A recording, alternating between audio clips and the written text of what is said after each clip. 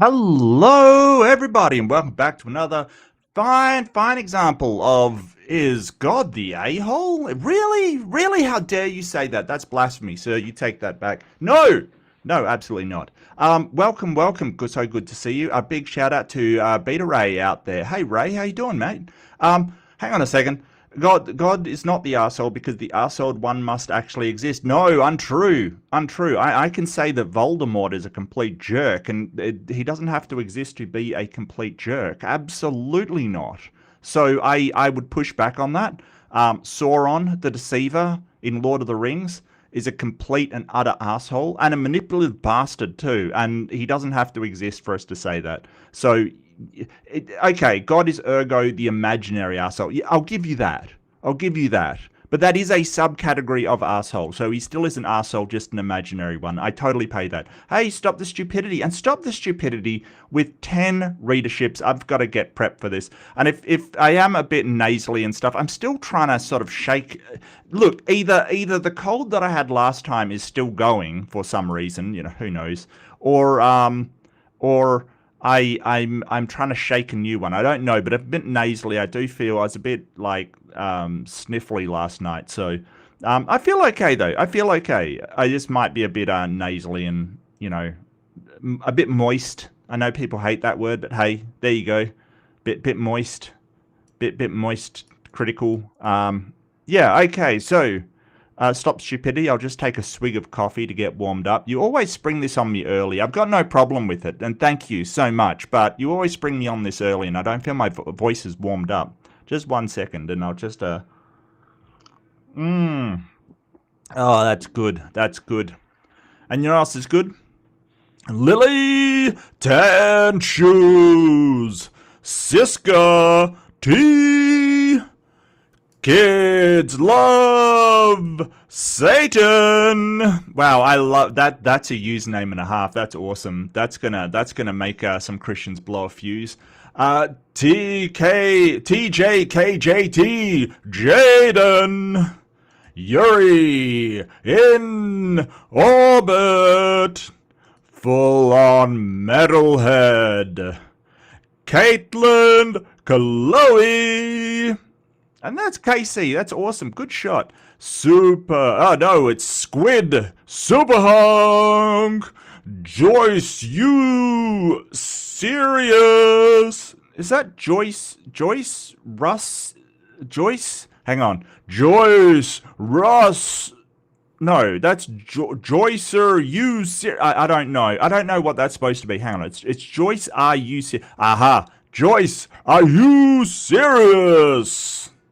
And Billy Billy Manilli. Winners, chicken dinners. Enjoy your emotes and other damn benefits. Damn, thank you so much, STS. I really appreciate it, and you are the hero that this channel needs. Maybe not the one we deserve, but the one we need, definitely. You are the Dark Knight of stupidity. That's right. I said it. I said what we were all thinking. Let's face it. Left-handed Jedi. So good to see you. There's another absolute hero, or possibly anti-hero, in the chat. So good to see you, mate. It's fantastic to be here. It's fantastic to see you. Oh, and Ember just raided us. I think. Did it put down a raid and then rescind the raid? I don't know what YouTube is doing. Look, if Ember's crew is joining us, welcome. We are actually on the last chapters of Genesis. I was going to say the Bible, and that would be absurd because, wow. But, yeah, Genesis is a really long book. It's really girthy. Now that we go, did you just raid me?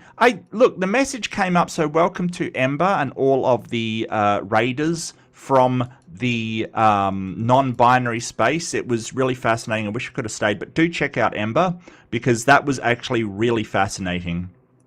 Beck, good to see you. Aunt Jer, really good to see you. Welcome. Aunt Jer keeps me in check, or at least tries to. Fails a lot of the time, but that's mostly my fault and not theirs. Trust me on that. Jester, so good to see you. You came here the long way. Okay, well, I mean that's your choice. So don't forget to like, don't forget to subscribe. I really do appreciate it. Big shout out to Stop the Stupidity. And we shall get the first verse we're doing up. So open your Bible that you always keep at all times in arm's reach in case your soul is in peril, because your soul is always in peril. Please pay money to my church for removing your soul from peril. It only costs you 10% of your income, and you don't have to feel like your soul is in peril from the threat that is definitely real, quite definitely real. Please trust me. And all it costs is 10% of your income, and you too can have unimperiled soul. Just trust me. The soul exists, the peril exists, everything exists. Just trust me on that, even though I can't actually demonstrate it. Look, I'm going to start a church one of these days. I mean, you laugh now. You laugh now.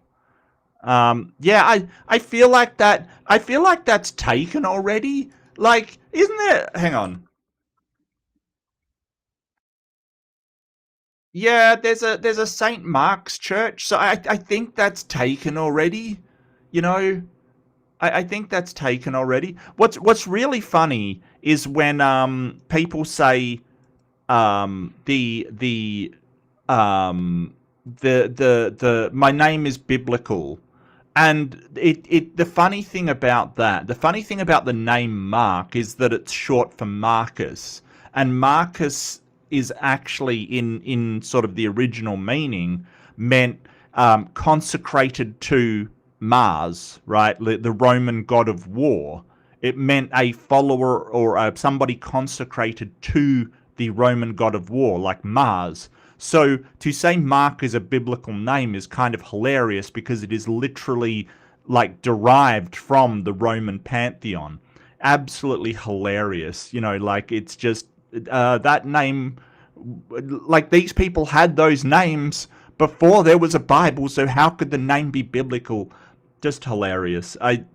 Hey, Christianity steals everything in my opinion. Fight me. Fight me. Okay, so Genesis 49. Yes. We have our delicious... Do we call him a protagonist? Antagonist? Yahweh? Is Yahweh the hero of this story? I mean, I guess he is for the people that wrote about him, but I don't know if you would qualify him. You know, I don't know. Yeah, I don't think the character is Ember. I think that the place is mentioned, like Hades, the place, like when they got influence from the Greeks. I don't think they sort of reference the god Hades, because Hades was both the name of the god and the place where he dwelled. So it got like, I can't imagine that it wouldn't get confusing, right? Like, are you talking about the person? Presumably it would just be context based.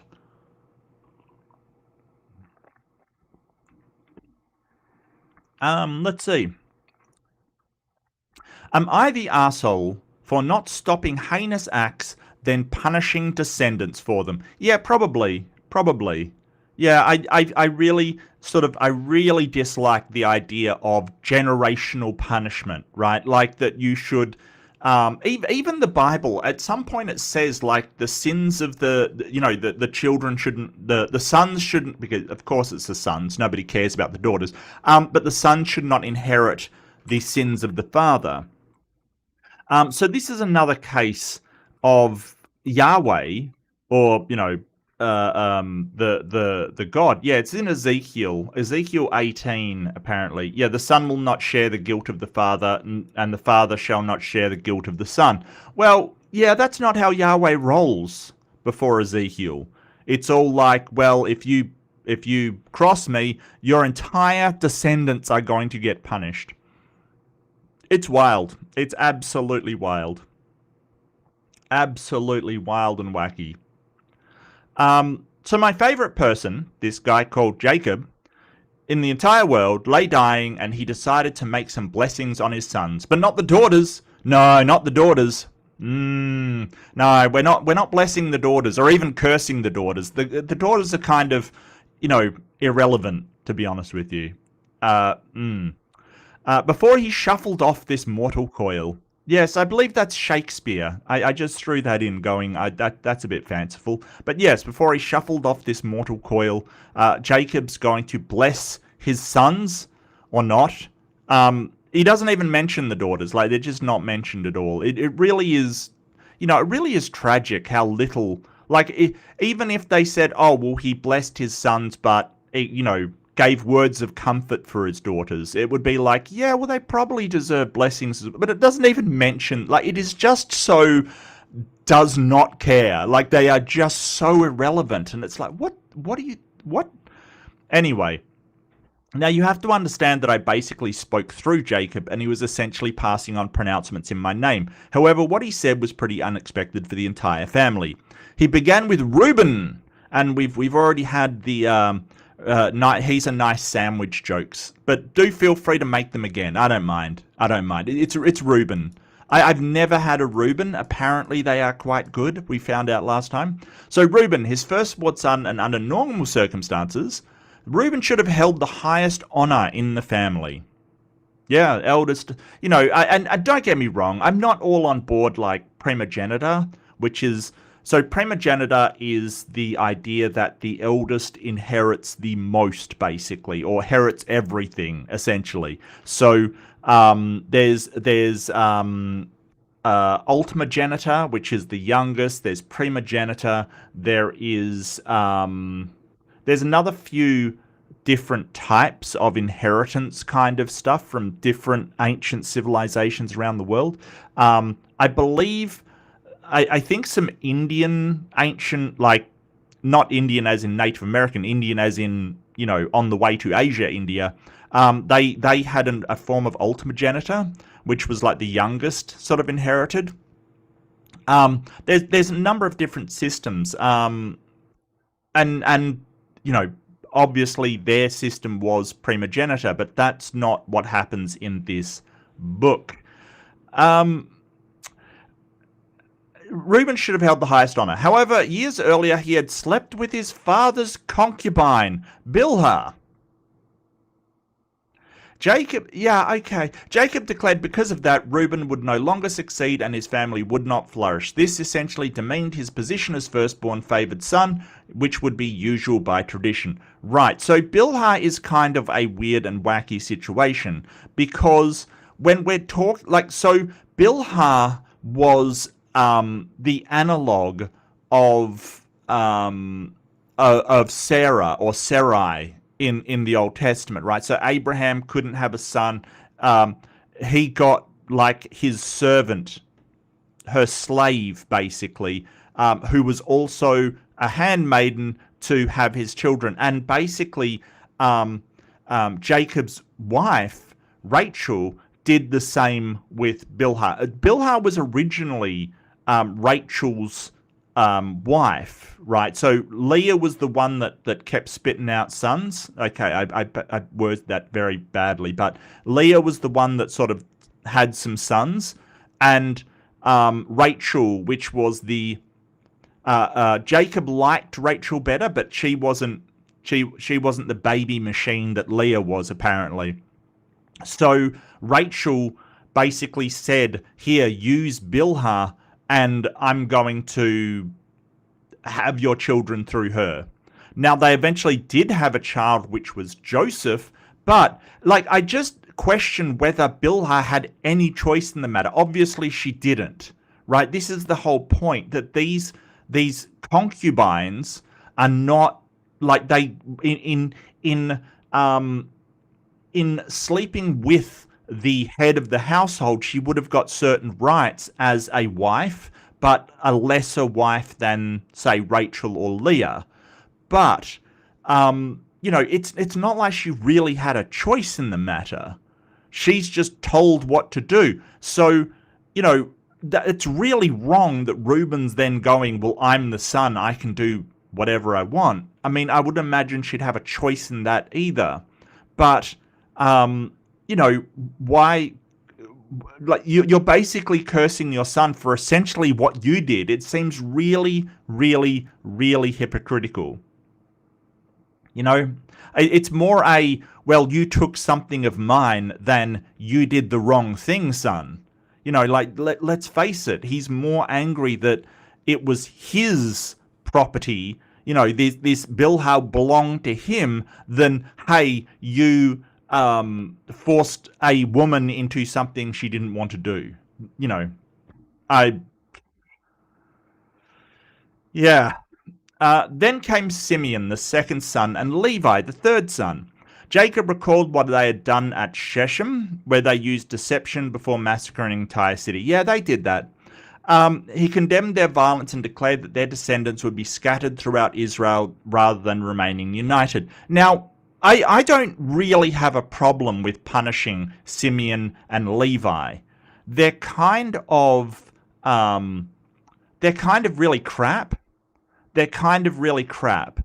But a lot of this, it doesn't really come true. So the Levi, the descendants of Levi, the Levites, they sort of become the priest class. So it's not like they're, you know, they've been cursed for all time or whatever. But, you know, I don't have a problem with punishing those guys, because they did, like, wipe out an entire city because reasons. You know, like, this is sort of something that I don't have a problem with. However, I don't know that their descendants deserve that. Like, there's a problem here. There's a real problem here, because what you're doing is you're basically saying, hey, because you were born of this person that did something wrong, there's something wrong with you, right? This whole idea of punishing descendants for what their ancestors did has not worked out well. Because when you start to denigrate somebody for their origin, they will have a tendency to just behave like that. I mean, why would they prove you wrong? Why would they be any different than what you've already summed them up to be? This is sort of a real primitive, I guess, understanding of how sort of, you know, development of families and development of social systems work. It's really weird. It's very strange. People have, and don't get me wrong, I'm not hassling Jacob for not knowing. He's a guy living in ancient Levant. Of course he doesn't know, but I would expect a god to know. Maybe correct them or something, but yeah. People have questioned whether it is a fair thing to do. The individual standing before Jacob had committed these acts, but the consequences extended well beyond them. Their descendants would inherit the effects of decisions they hadn't personally made, and at the time I could have stopped the events, but instead chose to punish two bloodlines for the actions of two people. And that's the thing. Like, God didn't have to allow any of this to happen, right? He could have stopped any of these actions, but instead of stopping them, he punishes that entire family, like the entire family of Reuben, right, for what Reuben did. Like, for what that one person did. So he's going to have sons and daughters and stuff, and they're going to have a lower place in the world because of what their ancestor did. I mean, I don't think it's right to do, but that's what he chooses to do. Instead of, I don't know, stopping him in the first place, telling him he don't do that. It's kind of weird. But hey, Jacob then addressed Judah and declared that Judah's brothers would praise him. He described leadership, strength, and future kingship emerging from Judah's line. Looking further ahead, this became associated with Israel's royal line and ultimately the Messiah. Yep, so this was the start of Judah and the Jewish origin. The remaining sons also received words reflecting the future. Some were straightforward, others were more ambiguous, some involved prosperity, others hardship, conflict, or service. None of them were completely detached from the character or history already visible within the family. Yeah, so basically he lays down a number of pronouncements on different brothers, sort of saying, hey, you'll be a lion in the wilderness, you'll be this, you'll be that. It's kind of weird, kind of odd, but it is really fascinating that the history of this book goes back so far, that these are the recountings of such an old lineage. But what we've got to remember, and here's the thing to remember, everybody's lineage goes back that far, right? That's the thing. Like, it's not that nobody else has a lineage. It's just this happened to be the one to survive. That's all. Um, there's stories from the native Australian people that go back a real long time. It's just this one was one that was happened to be written down.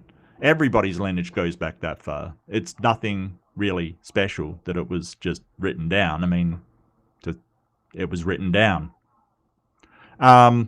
These pronouncements would shape each branch of the family in generations to come and would bless or curse people not yet born to be saddled with the consequences of the actions of their ancestors. People have been critical of this, as I've made no effort to stop the events that transpired in the first place, then punish people not born yet with the transgressions. Yeah. After blessing all of his sons, Jacob instructed them to bury him in the family tomb back in Canaan alongside Abraham, Sarah, Isaac, Rebekah, and Leah. Then he died. Even though I pronounced judgment on evil deeds, I allowed one dying father to pronounce dramatically different futures over his sons with consequences that would ripple through generations even for people who had no part in the original events. So, am I an asshole for doing this? I would say yeah, kind of. But here's the thing. Like, you may argue that, well, if you imprison someone for a crime, for instance, their descendants are going to, be in a lower socioeconomic class, or, be, maybe they are born and don't get the best schools. Maybe there is a ripple effect there. And granted, yes, but what this does is it kind of encourages people to think in a way that your lower socioeconomic status is deserved. Okay, it stops that upward mobility that we try to encourage in Western democracy. Because if you are a good person who's willing to work hard and do all of this stuff, we want to encourage that person to be able to, improve their life, basically. If somebody's, parent is a criminal, we want somebody to feel like, well, if they don't break the law, they are not treated as a criminal, right? But this is basically, well, your father was a criminal, you're a criminal too. And there's a problem with that, because once you start to do that, that person is going to act in that way. Because they're, what motivation does that person have to follow the law and not act like, if everybody treats them like a criminal, like basically says, well, you're a lower class person because of what your grandfather did, and you can't possibly get out of that. There is no motivation to, follow the law and be a decent, upright member of society if there is no way to regain that respect. And all of this comes down to, people were like, well, and don't get me wrong, this is something that we sort of struggle against, obviously, because there is a lot of African American citizens that are treated like criminals just because of who their great-great-great-grandfather was. This isn't something that we're sort of saying, hey, it doesn't happen in our society. But what I'm saying is that a God should know better, right? Like, somebody omniscient should know what this would cause. If you're basically saying, hey, your ancestors were X, that makes you the same thing. I'll just get the poll up. Just bear with me. I kind of forgot on a rant there. Thank you for listening to me rant. I haven't ranted for a little bit, so it does feel good. But yeah, this is sort of a this is a really bad way of getting people motivated. Like, it just, why would you be motivated for anything? Look, I do think I'm in two minds, because I really like the idea that Simeon and Levi are punished for what they did, because that was pretty bad. Sort of telling a whole people, hey, your leader's son harmed one of our our sisters, so you kill the entire city. That is kind of a bit much. Was God right for cursing generations for their ancestors' sins? Let me know what you think. Please, in the chat, let me know why you think it, which is the more important part. Let me know what you think. Let me know why you think it, and I will go through some comments right now. Yeah, okay. Hey, hi, Bregman. How you doing? Good to see you. Hades was first the place first, then the god developed around it because the ancient Greeks coming out of the Dark Age after the Bronze Age collapse were so afraid of women that they had to find a way to cage Persephone. Well, actually, I get that. I'm not 100% sure because I thought that the Persephone myth, and this might be my misunderstanding. I'm not an expert on Greek mythology. I do like it, but I thought that Persephone was sort of the way that they explained the seasons because Demeter, who was the goddess of like sort of vitality and growth and sort of plants and just like nature growth, that because Persephone was taken by Hades, and that's a whole long story. I mean, that's a really cool story. It's kind of he grabbed her. I mean, that part's not cool, but he basically took her underground to Hades with him. She wasn't supposed to eat or drink anything, and she ate like 6 pomegranate seeds or something like that. I can't remember what it was. I think it was pomegranate seeds. And so basically, Demeter basically made the world an ice ball. Like she essentially cut off all growth, and crops wouldn't grow, plants wouldn't grow, nothing would grow because that was sort of Demeter's wheelhouse. So basically, like what's cool about it is that Demeter, who's sort of a you have your war gods in Greek mythology, like Athena, right? She's the goddess of wisdom, but she's also a goddess of war, more strategy kind of thing, but still a very warlike god. And you've got Zeus, of course. You've got Ares, who's more a god of, blood and real violent combat rather than strategy. But you had your war gods, and Demeter wasn't a war god, but she basically made all the other gods intercede on her behalf by just cutting off all growth. Like, it kind of is this cool story where basically the goddess who is not of war and instead is of life and growth basically gets what she wants, because she basically forces all of these gods to do what she wants because she's the one that makes things grow. It's pretty, it's an interesting story. But eventually they agree that, like, she'll spend 6 months in Hades and 6 months with Persephone, and when she's sad, nothing grows anymore, and that's sort of the explanation of winter. Like, that's the explanation of the seasons. Persephone, when it's spring and summer and everything's growing and vibrant, that's when Persephone is up with Demeter, and she's very happy, and she has her daughter, and she's all, very, very happy. And when she's down in Hades, she's very sad, and nothing grows, and it's all cold, so that's Demeter. But I just like the idea that, all these sort of really, really powerful gods get owned by the goddess of life. The goddess of life just goes, yeah, I can give life to things, I can take it away, bitches. Yeah, I liked that story. I really did. It was a good story, a really good story. Beck says, I see that God is the arsehole. Well, you know what? I will, yes, he's an arsehole. I will grant that at least he's punishing some of these, absolutely bafflingly horrible people. Okay? Yeah. How did the mortals get coiled? I don't know. I mean, it's not the mortals that are coiled. It's the coil of life is mortal. So I presume he's talking about a snake's coil. It's like tangled and stuff. You know, and life is a bit tangled. I will grant him that.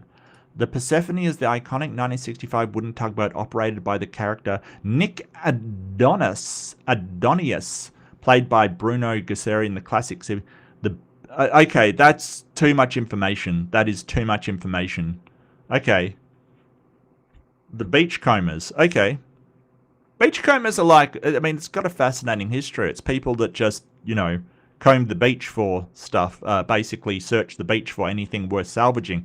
I imagine that beachcombers now will just have a lot of plastic.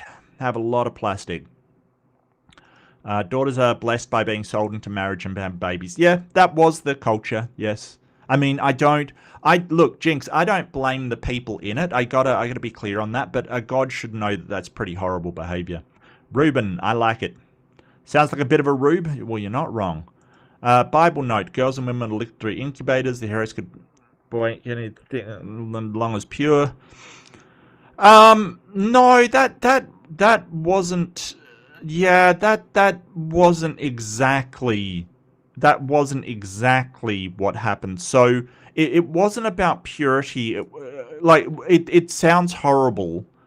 And I don't agree with it, of course, but it wasn't about purity, it was about ownership. So if a woman was betrothed to a man, right, if they were promised to another man and somebody violated her, then they would be in trouble, right? Like, that would be one of the things. But if they weren't promised to a man, it was basically about who had ownership over them rather than whether they're pure or not. Like, I know it's a subtle distinction, and you're not entirely wrong. It's just, it was more to do with, are they married or are they promised to be married? Which is sort of are you taking somebody else's property? Which is just horrendous, right? Like, it wasn't about, we understand now, does she consent or not consent is the deal, right? You know, and it might not be a great idea if she's already in a marriage, but at the time it was like, is she married? It's not about consent at all, which is just wild. Yeah. The mortality rate, maternal mortality rate, was absolutely terrible. Yes. Yeah. Absolutely. It's still pretty bad in America. It's a bit disappointing. It's still pretty bad. That's the thing. People that sort of say, hey, you know, take away a woman's choice. The mortality rate for women in childbirth isn't fantastic. I mean, it's very, very low, don't get me wrong, but, you know, taking away their choice to decide is kind of, well, what happens if they do bleed out? You've basically condemned someone to death. Rabban, Beast of the House Harkonnen? I know that character from Dune. I don't, you know, I think Drax the Destroyer played that character. Hey, Native Atheist, welcome. Welcome to Titan. Hey, how you doing? Welcome to Outjur. So good to see you. I think I might have said hello earlier. And of course, Ember, of course. Oh, look, a distraction. Smoke bomb. Yeah, I caught the end of the stream as well, but that's basically because I got up late. I apologize. You know what? I actually dropped in on Missing Mod's stream last night, and just because I saw it running. Wow, there are some really weird people on that stream, or one really weird person on that stream. But you know, missing mod as usual. But yeah, weird. Not to be confused with Billhook. Okay. Or Biker. Or Bilka. Okay. Women had a choice. Yeah, women nor slaves really had a choice. Look, here's the thing about it. There are some rights that slaves had in society. This is the thing. There's always some rights that slaves have, right? Even in the antebellum slavery, there was always some rights that the slaves had. for instance, when it was New Amsterdam and the Dutch were in control of what is now New York, right? Like, they had more rights for slaves. Like, for instance, if two slaves were married, you could not separate the slaves. That was a law in the Dutch sort of slaving laws, that the slaves had the right to stay together if they're married. When the English moved in, it became New York's, that was no longer the case. They did not have that law. And one thing I found out recently about that is that there are a lot of marriages performed between African American couples where their vows were not till death do us part. I didn't know this, and it really struck me as you know, one of the things that really portray the way that these slaves were treated. They actually made vows of till death or distance do we part, because basically there was the possibility that the slave master could sell one of them. So I didn't know this, but apparently a lot of marriages in the South during antebellum slavery, the vows were not till death do us part, but till death or distance do us part. Like, I that boggled my mind, and I went, wow. Like, it you know, it may be a deficiency on my part, but it never occurred to me that that the vows made in a marriage of people in slavery would reflect the realities that they had to suffer through, that they could be married and absolutely adore their wife, love them, have children, and they could still just, the master could just sell her away to some other owner, and you just have to wave and say goodbye. I mean, wow, it's just, it boggles the mind. I'm sorry, it just does. That is so inhuman. That is so horrible. So even if slaves have a choice over certain things, it is the idea that you own that person, and they don't have certain choices and certain rights that make slavery so abhorrent. So yeah. Is it just me, or are all these men gifted with the emotional development of toddlers? Yeah, not much has changed, Bragwin. I mean, look at the White House and you'll realize not much has changed. Yeah, I totally get where you're coming from. It kind of is a distinct lack of foresight that, hey, I don't blame somebody living in ancient Israel or ancient Palestine for a distinct lack of foresight, right? But you know, the god should have all the foresight in the world, and wow. Jinx, I don't know if I said hello to you. Hello, Jinx. Good to see you, mate. Hello, Shonic Shroom. Welcome. Hello. Persephone is about the changing of the seasons, yes. Ares, god of barbarian rage. Yeah. I mean, it's interesting because you've got Ares, the sort of, who is I guess he's the nuts and bolts of war, like the actual fighting kind of thing, like all of the blood, all of the but the thing is that Ares is constantly outmaneuvered by people, like Athena, the goddess of wisdom, constantly outmaneuvers him because she's more about thought and strategy. For instance, Odysseus, or Ulysses in the Roman version, his patron deity was Athena, like the goddess of wisdom, and he was the guy that came up with the Trojan horse, you know, all of the strategy kind of stuff. So, you know, she was really a much more interesting goddess, but Ares was constantly being outsmarted by everybody. Like, he cheated on Hephaestus, the god of metalwork's wife, who was Aphrodite, you know, Venus in the Roman mythology, the goddess of love. Well, I mean, she was more the goddess of sex, to be honest with you. Like, Aphrodite wasn't so much into love as sex. Um, I think that when we say the goddess of love, there's multiple different types of love. It was more her son Eros that was the god of love. The little bow and arrow kind of thing. Hit you, you fall in love. That was more the god of love than Aphrodite. But Aphrodite was cheating on her husband with Ares, but he caught Ares in like a golden net that he made kind of thing. So he was constantly being outwitted, I guess, by all of the other gods, which sort of made him a butt of the joke, which is just hilarious. Persephone was in the original called Kore, which means maiden and has a connotation of springtime. Yeah, okay. That's a later mistelling. The myth was an instruction for young girls for how marriage worked, or didn't work, I guess. Wow, okay. Since Zeus was Persephone's father, he spirited the Hades. For Greek women, their daughters may as well be dead after they get married. Yeah, so it's hardly surprising. That is sort of a thing that happened back in the day. I don't doubt you. That's just the story that I got told.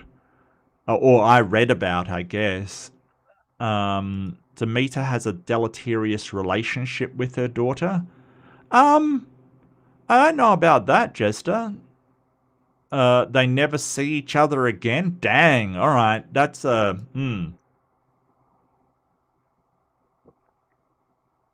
but Hades adored Persephone, and he wiggled the system a bit to make her happy. All the stories show Hades as an attentive husband. Yeah, but I think that's, I don't think that's a good thing, because, he still doesn't want to make her happy in the way that she wants to be treated. Like, he doesn't care that much for her happiness to not, like, imprison her kind of thing, right? Like, it's this very selfish idea of, well, I'm going to keep you, and I'm going to, basically do things so you won't be as upset, but I'm not going to go so far as to let you have your own autonomy.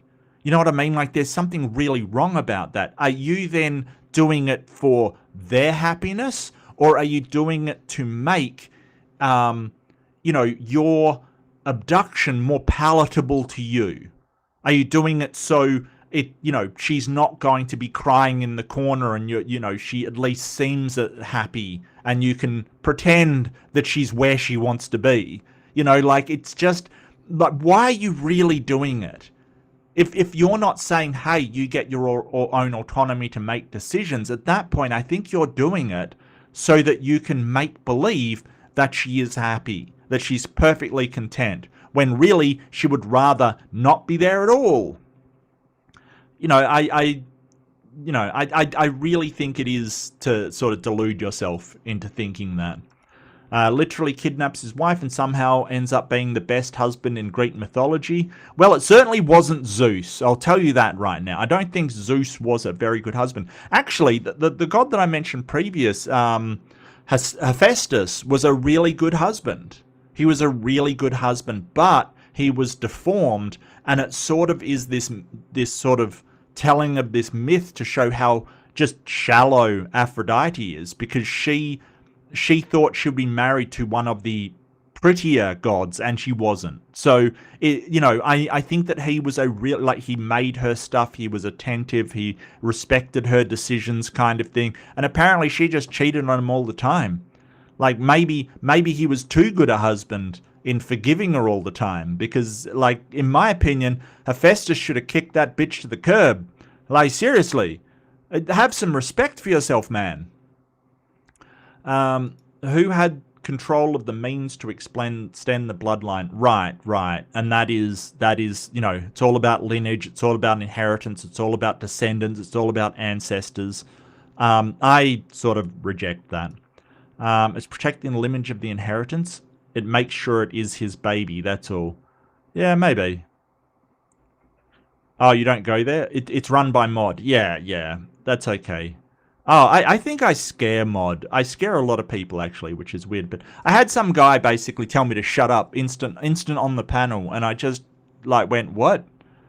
And he was just so aggressive that I just gave him so much shit. It was really weird. What's funny about this is that you'll get these like so mod. She has a lot of atheists come on, but she's got a lot of weird people from Crucible and stuff, right? The Crucible being Andrew Wilson / Jim Bob's kind of dealio, and they've got this thing of wanting to dominate everybody with, insults and all these kind of horrible things they say.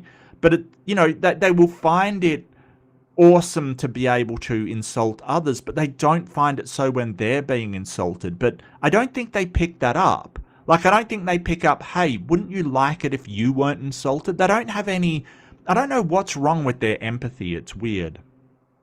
It's weird. Not if your dad sold you. Not if you had them before that either. Airy, yeah, I get you. I get you. That is completely permitted in the Bible. It literally says if you sell your daughter as a servant. Now, you can argue, and theists do argue, that, hey, that woman being sold as a servant, if they were sold in that way, they did have certain rights. But remember what I said earlier, just because you've got rights, certain rights, doesn't mean you're not a slave. How we define a slave is that if you are property of somebody else, if you basically are owned by somebody else and they have a say over your like what you do, your autonomy, right? So if they say, hey, you've got to do this, you've got no choice, by threat of violence you have to do it, right? That's kind of what we're talking about. You may say, hey, but a boss tells me what to do. Yeah, but you can quit your job, right? Like, he doesn't own you in the same way, right? Like, even if you go, oh, but I'll be destitute and stuff. Yeah, you still have that choice, though. You still have that choice, So there's a problem there that when you are a man in the ancient Levant, you're under Mosaic law, you sell your daughter as a servant, that person literally owns her as of that point. And there are rules for when they've got to let them go.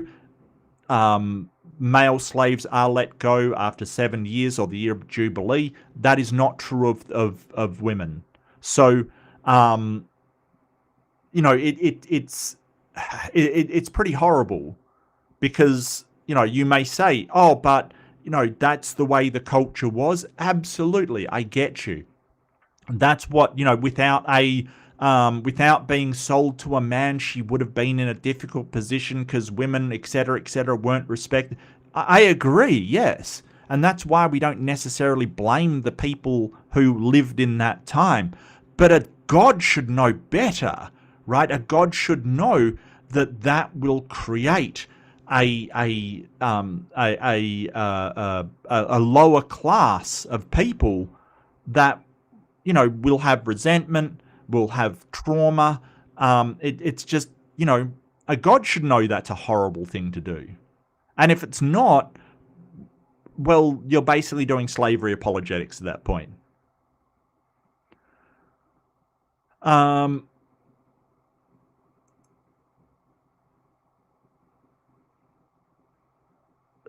Where was I up to? Sorry, I think I skipped a bit there. Do you know if there are any atheist events, meetups in Melbourne? No, I don't. I'm not from Melbourne, Sonic. I'm sure that like Meetup probably has something. I do apologize, mate. I'm definitely from the other side of the country. So Melbourne is about as far away as you can get from me and still be within the country. Oh yeah, with the culture of ancient Greece, he was downright gentle. Yeah.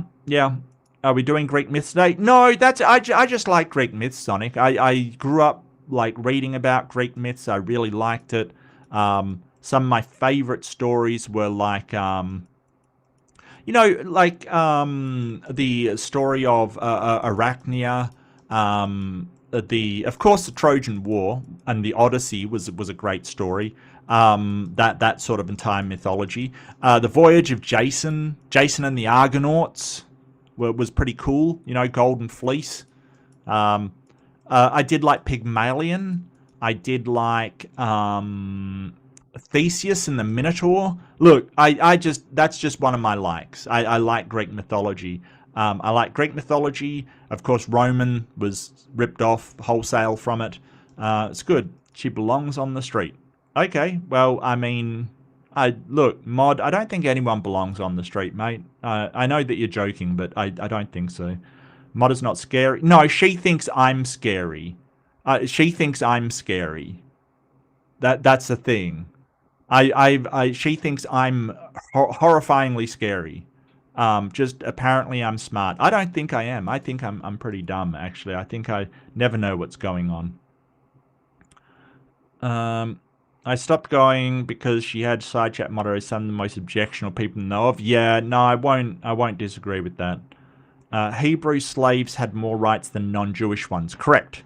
Correct. So whether they were Hebrew or whether they were a foreigner was a big deal. Foreigners could be passed on to your descendants in perpetuity. They were literally goods to be inherited by your descendants, yes. Whereas you could not do that with Hebrew slaves. They had to be let go after a certain time, so yes. Equal access to salvation through Jesus Christ is not equal in society.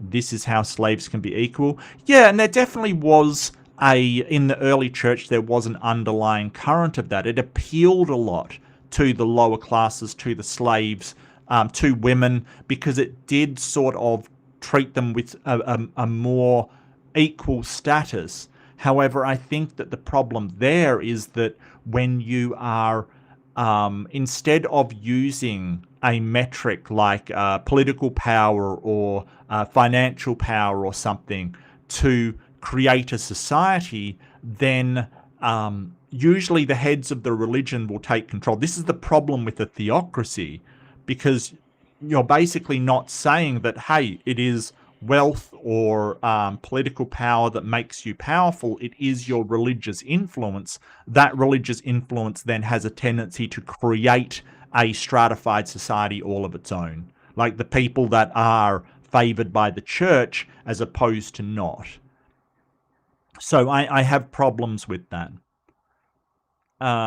Jesus is a joke. Yeah, if it's a joke, it's not funny. I mean, you know, he was supposed to come back before some of the people he was talking to had died, and you know, when's the punchline? I don't know. Everyone sucks here is always a funny poll option. Yeah, I mean, it can always look. Everybody sucks is kind of, you know, usually it's an option. Usually it's an option. Occasionally you'll get an instance where one person has just done absolutely nothing wrong. Like, absolutely nothing wrong. They've just been, you know, pulled in by not their own decision or whatever. Yeah. Atheist events in Melton cater to a variety of interests, from casual pub nights and philosophy discussions to community activism and social mixers. Atheists in the pub held on the first. Are you like frigging chat GPTing this, Beck? Are you like getting this from the AI, or are you just incredibly well informed about Melbourne? I don't know. Either could be possible at this point. A Beck would not surprise me, hey. Bellerophone is criminally underrated. Was that the one? I'm not sure about the spelling, but was he the one that did Medusa and like Pegasus? He rode on the Pegasus kind of thing. Bellerophon, I think his name was. That spelling is criminal, quite frankly. I don't think that's how you spell it, but I think I know the myth that you're talking about. Bellerophon, Bellerophon or something. Yeah, I can't remember the name. It was actually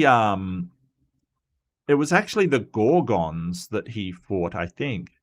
Bellerophon or something. Who did that? Oh no, that was Perseus. did that. Perseus did that. So which one was Bellerophon? Heroes. Oh, he was the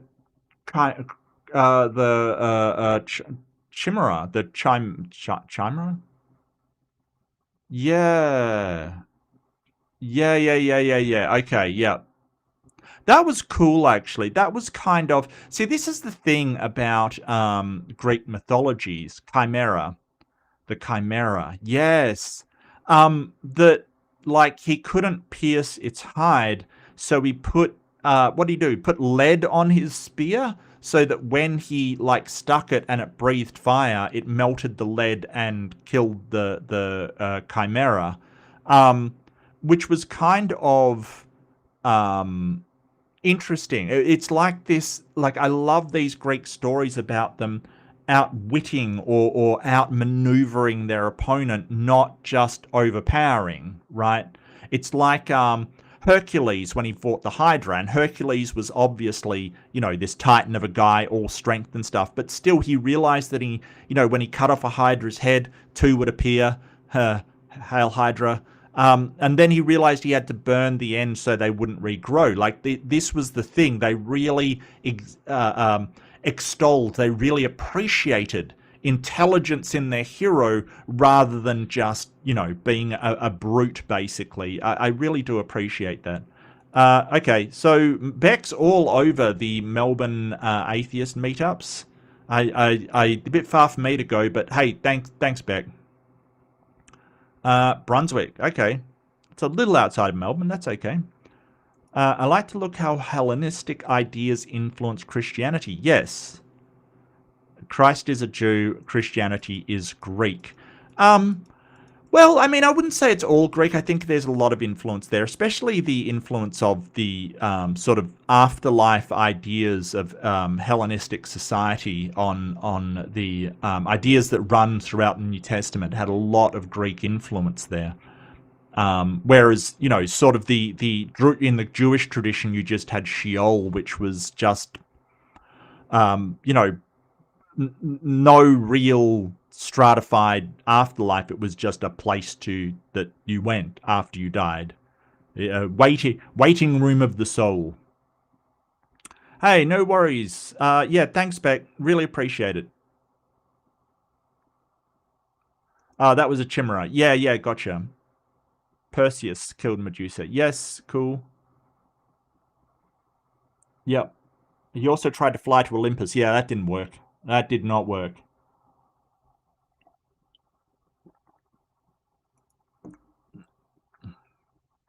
Bellerophon was also called Hipponius, which means horse knower. He was a brony before My Little Pony even existed. Wow, that's awesome. What a guy. What a guy. No, and I think some myths have the Pegasus being springing from the neck of Medusa, so I think that's how I confused them. Yeah, no, I got you. I got you, Ninjester. I got it right eventually. It's all Greek to me. Yeah, absolutely. Okay, so how did the poll go? Now that I'm through comments, God is the arsehole. Yeah, I think this one absolutely counts. I don't. I think that we've moved beyond. I think that we've moved beyond lineage punishments, descendants punishments, like family punishments. I think we've really put that to bed. I don't see a I see some real harm in that kind of attitude.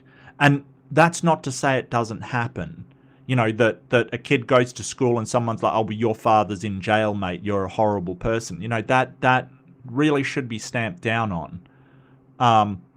Yeah, I think that there have been people whose parents were criminals or ancestors were criminals who have gone on to do really good things. That would have to be the case because I'm from Australia and all of our ancestors were criminals. So, well, not all of them. That's a lie, but I like to say all of them. I know that some of my ancestors were absolutely criminals. Absolutely. My mother did a family history of one side of our family, and it really does go back to people that were just a pain in the ass for law enforcement in England. So, you know, I do think that punishing people for their ancestors' crimes is absolutely reprehensible. Let's see. Now, we're going to go on to Genesis 5.0. Not Hawaii 5.0, but ancient Palestine 5.0. Yes, the last verse of the Bible, well, of Genesis. Sorry, the last chapter. I don't know what I'm saying anymore. It's not a verse; it's chapter of Genesis. So yeah, this took ages to get through. It is one of the longer books. So next week we're going to be going into Exodus, which it doesn't get much better. In fact, it probably gets worse. It's pretty bad. There's a version named Belafontes. Belafontes. Cool.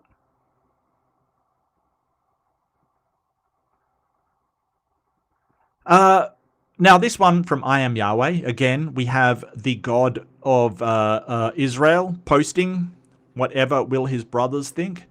But Yahweh says, was I wrong for letting brothers' distrust continue without doing anything to solve it? Yeah, probably. Wait, what day in Australia? It's Wednesday, my guy. It's Wednesday. Wednesday. Wednesday, Jester. Why? Is that a problem? Okay.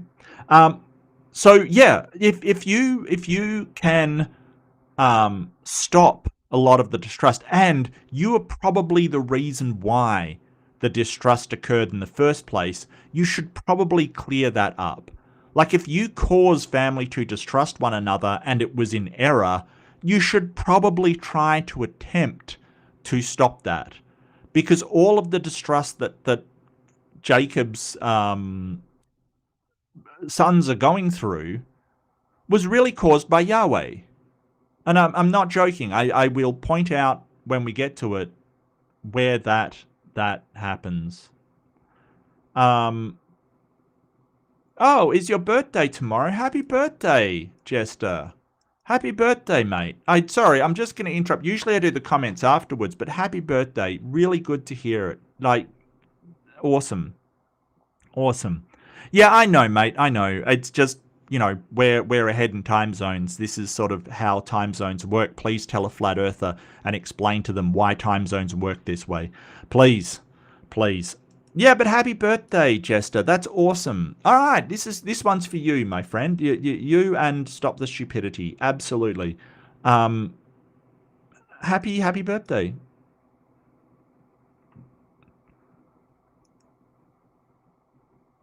No worries. Hi, Tori. So good for you to drop in. So, after my best friend Jacob had died, and after everything his family had been through, Joseph, Jacob's 11th son, openly mourned him. He had his father's body embalmed according to Egyptian custom, and, with Pharaoh's permission, led an enormous funeral procession back to Canaan so Jacob could be buried alongside his ancestors. Yeah, so the thing about Joseph is that he is the only son to Rachel. Now, Rachel was the cousin that Jacob loved better, right? Like, Leah was sort of the mother of the other sons, and Joseph was the son of Rachel. And the Bible makes no bones about how, like, Jacob favored Rachel, loved Rachel more. Like, I really feel bad for Leah because she was kind of gypped. You know, she was kind of ripped off because you know, presumably neither of the women had a choice in marrying Jacob, but I mean, Leah really, you know, to marry somebody and then to go, hey, you know, I don't really care for you that much. It's your sister that I like. That is brutal. That is absolutely brutal. So Leah's one that I kind of feel sorry for, to be honest with you.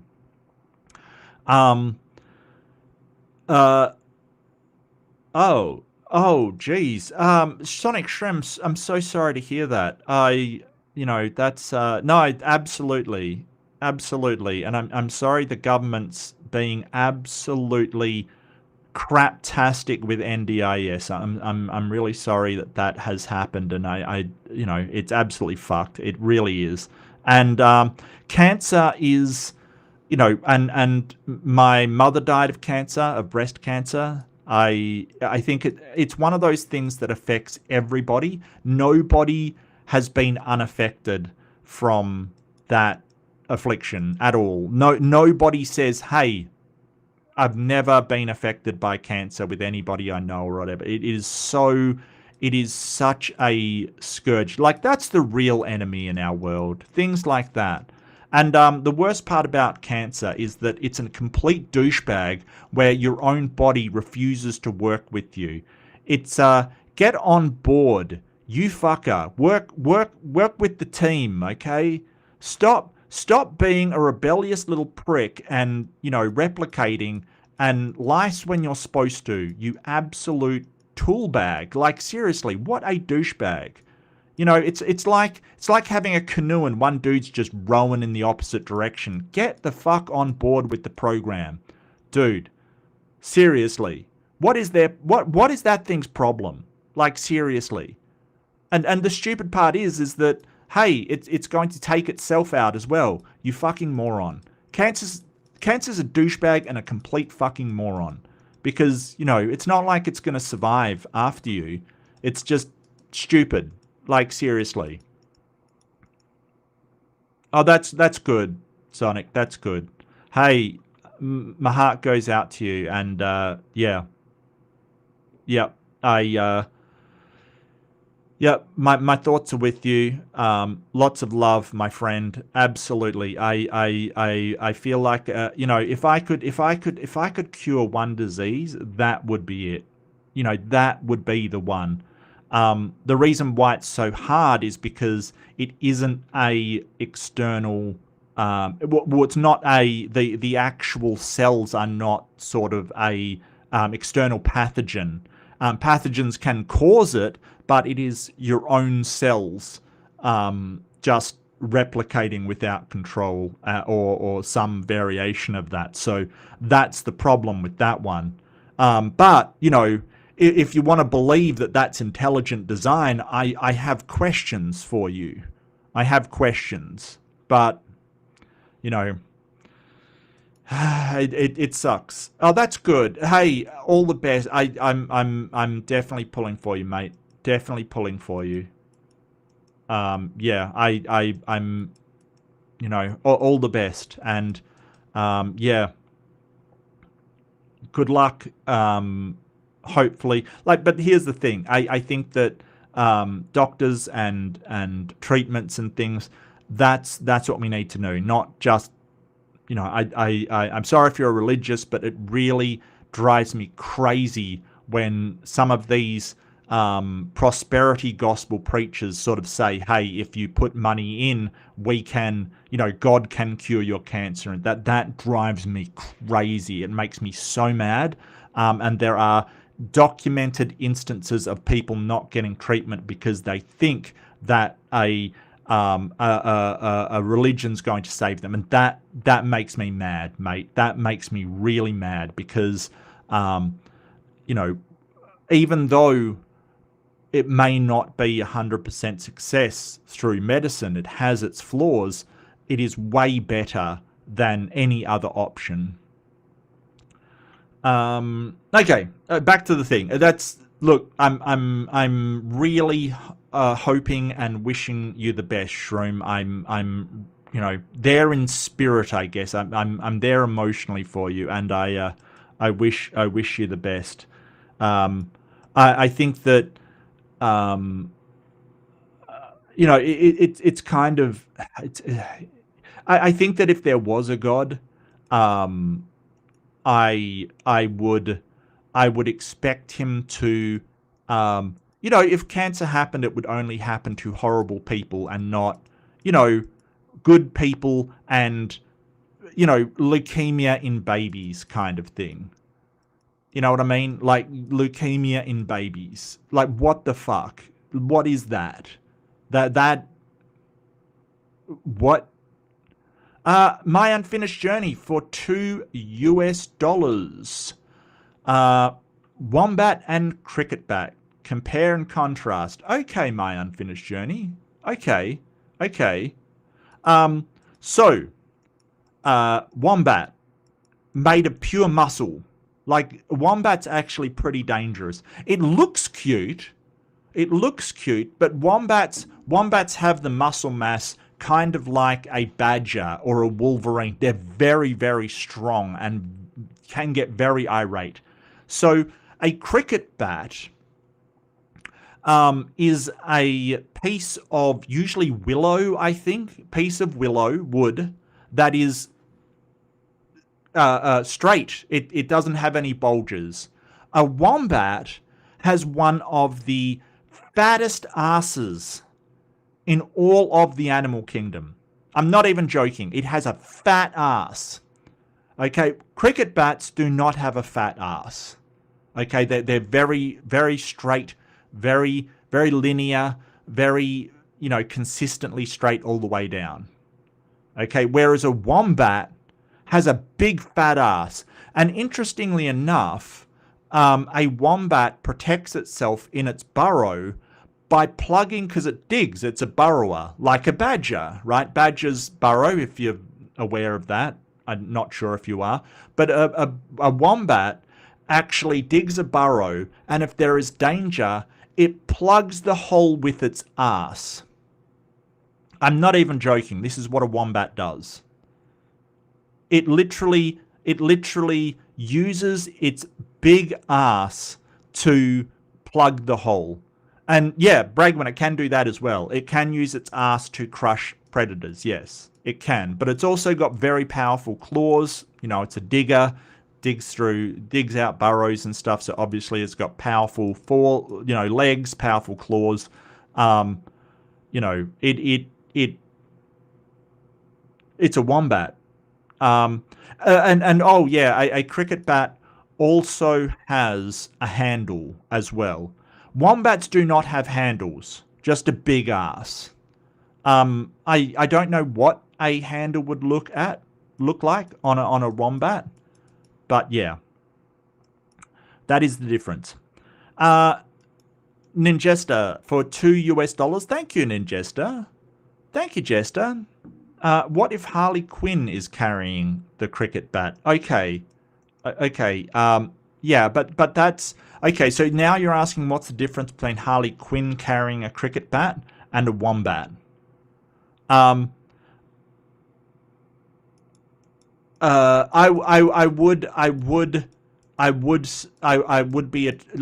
would be attracted to Harley Quinn carrying a cricket bat. Yeah, that's probably the difference. That's probably the difference.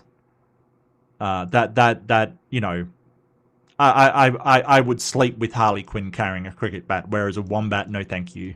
No thank you. That's the thing. Hey, this one's not my fault, Beck. This one's not my fault, okay? Wombats do have love handles. You're not wrong. You're not wrong. But there's nothing loving. There's no love handles on a cricket bat. It's not a love handle. It's a cricket handle. It's a thing. Has anyone here ever played cricket? I've played cricket. Anyone here ever played cricket? It is a weird game. It's a strange game. It's kind of, you're either batting and there's something to do, or you're bowling and there's something to do, or you are a keeper and there's like a wicket keeper and there's something to do, or you're standing out in a field absolutely bored waiting to see if a ball comes your way, which is really boring. I don't know. Not a huge fan of cricket. Not a huge fan. It can be exciting, but it's sort of, I don't think the boredom in between kind of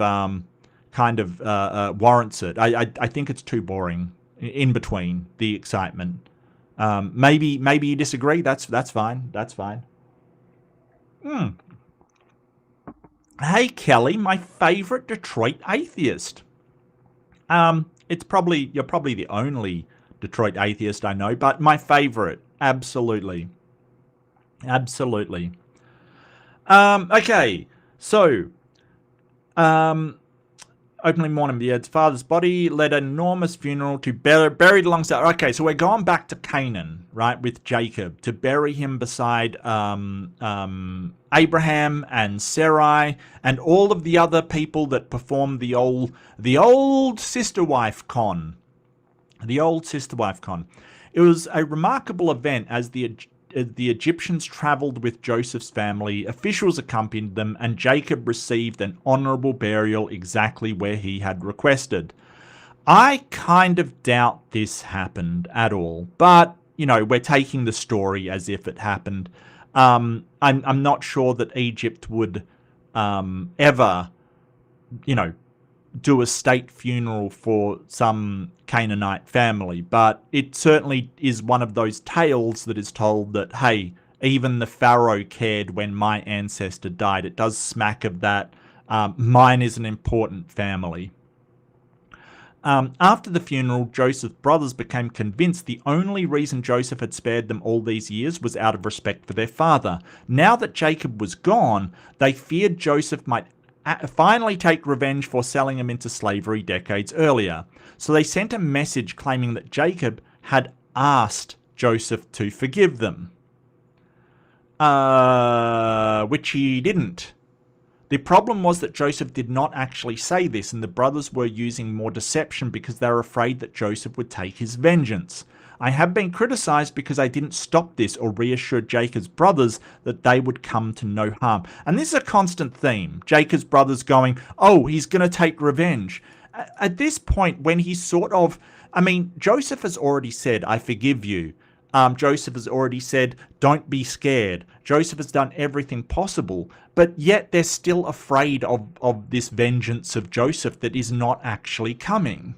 I don't know why, and I don't know why a God that gives Joseph visions and gives other kings visions and, you know, intercedes in things and, you know, meddles all this time isn't going, hey, don't be scared. You're fine with your brother. And I can understand that, like Joseph, what he did was basically play a huge prank on them or you know, sort of convince them they were going to be killed or imprisoned or something like that. He sort of set them up and did horrible things to them in reverse. So Joseph isn't the lovely guy that, oh, why would he take vengeance? He kind of did already. He kind of punished them by sort of making them paranoid. So this isn't a great way to handle the situation at all. But, you know, Jacob's brothers, I don't know why they're still scared, because they had this reconciliation. But why God couldn't, you know, sort of say, hey, he's forgiven you and will not take action, I don't know. But all of this distrust still continues onwards. Joseph responded by saying, am I in the place of God? So basically he's saying, I'm not God, so I'm not going to take vengeance.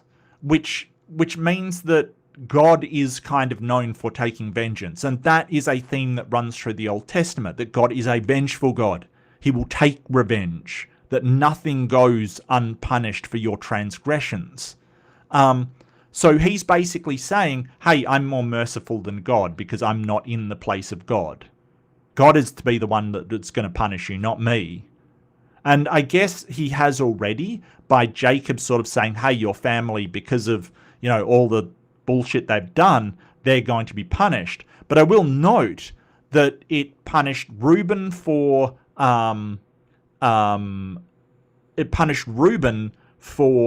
sleeping with his father's concubine.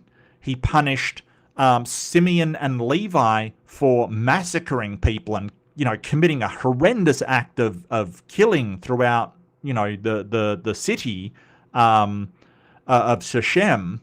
But he never punished the others. He didn't say to Judah, hey, you sold your brother into slavery, because that was Judah's idea. The others wanted to kill him, and Judah was like, hey, we should sell him into slavery. That's better, right? So he didn't punish him for that. In fact, he said to Judah, oh, you'll become a mighty family. The others will kneel before. He really gave Judah a blessing, and selling Joseph into slavery wasn't punished in the slightest, right? It wasn't. It just is this thing that happened, which is weird because you would think that would be something that they would do, is punish them for selling your brother into slavery. No, apparently that's fine. Ninjester for $5. Thank you, Jester. I don't trust my parents' forgiveness. They selectively enforce it. Maybe Joseph, much like his God, is less than honest and abusive. Possibly, yeah. I mean, the fact that he sort of said, hey, I'm not taking revenge, yet convinced them, like imprisoned Simeon for a while, and sort of convinced them that they were going to be enslaved for stealing from him. It kind of shows that he's not this kind, forgiving person, that seems to be a punishment. Like it seems to be, like all of that terror and fear seems to be him saying, see what it's like to be unjustly imprisoned? Well, that doesn't make it better. You know what I mean? Like, if you forgive somebody, you don't do the same to them. You know what I mean? Like, he's basically unjustly imprisoning them. And yet you could argue he's showing them what it feels like to be unjustly imprisoned or unjust things happen to. But does it really bring him closer with his brothers? Does it really overcome this level of distrust? And he sort of makes it like, oh, I'm not going to seek any vengeance. It's like, well, you kind of did. You kind of did all of this stuff because they had enslaved you.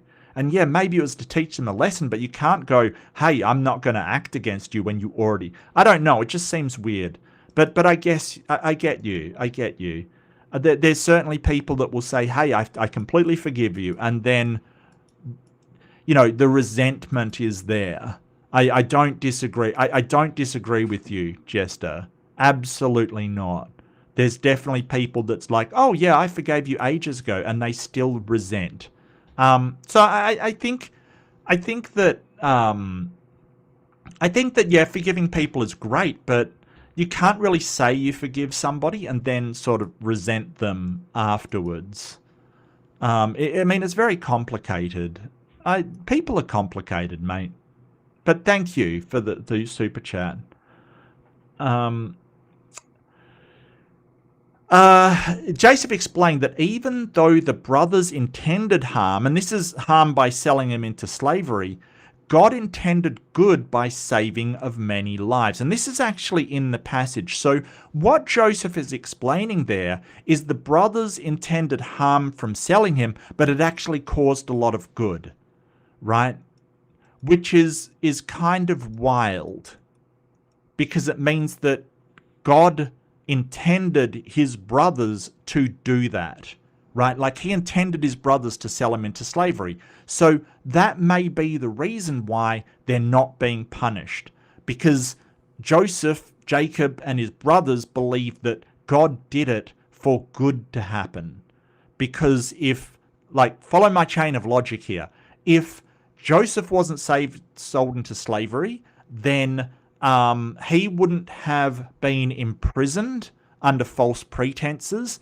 If he wasn't imprisoned, then he wouldn't have become part of the Pharaoh's household.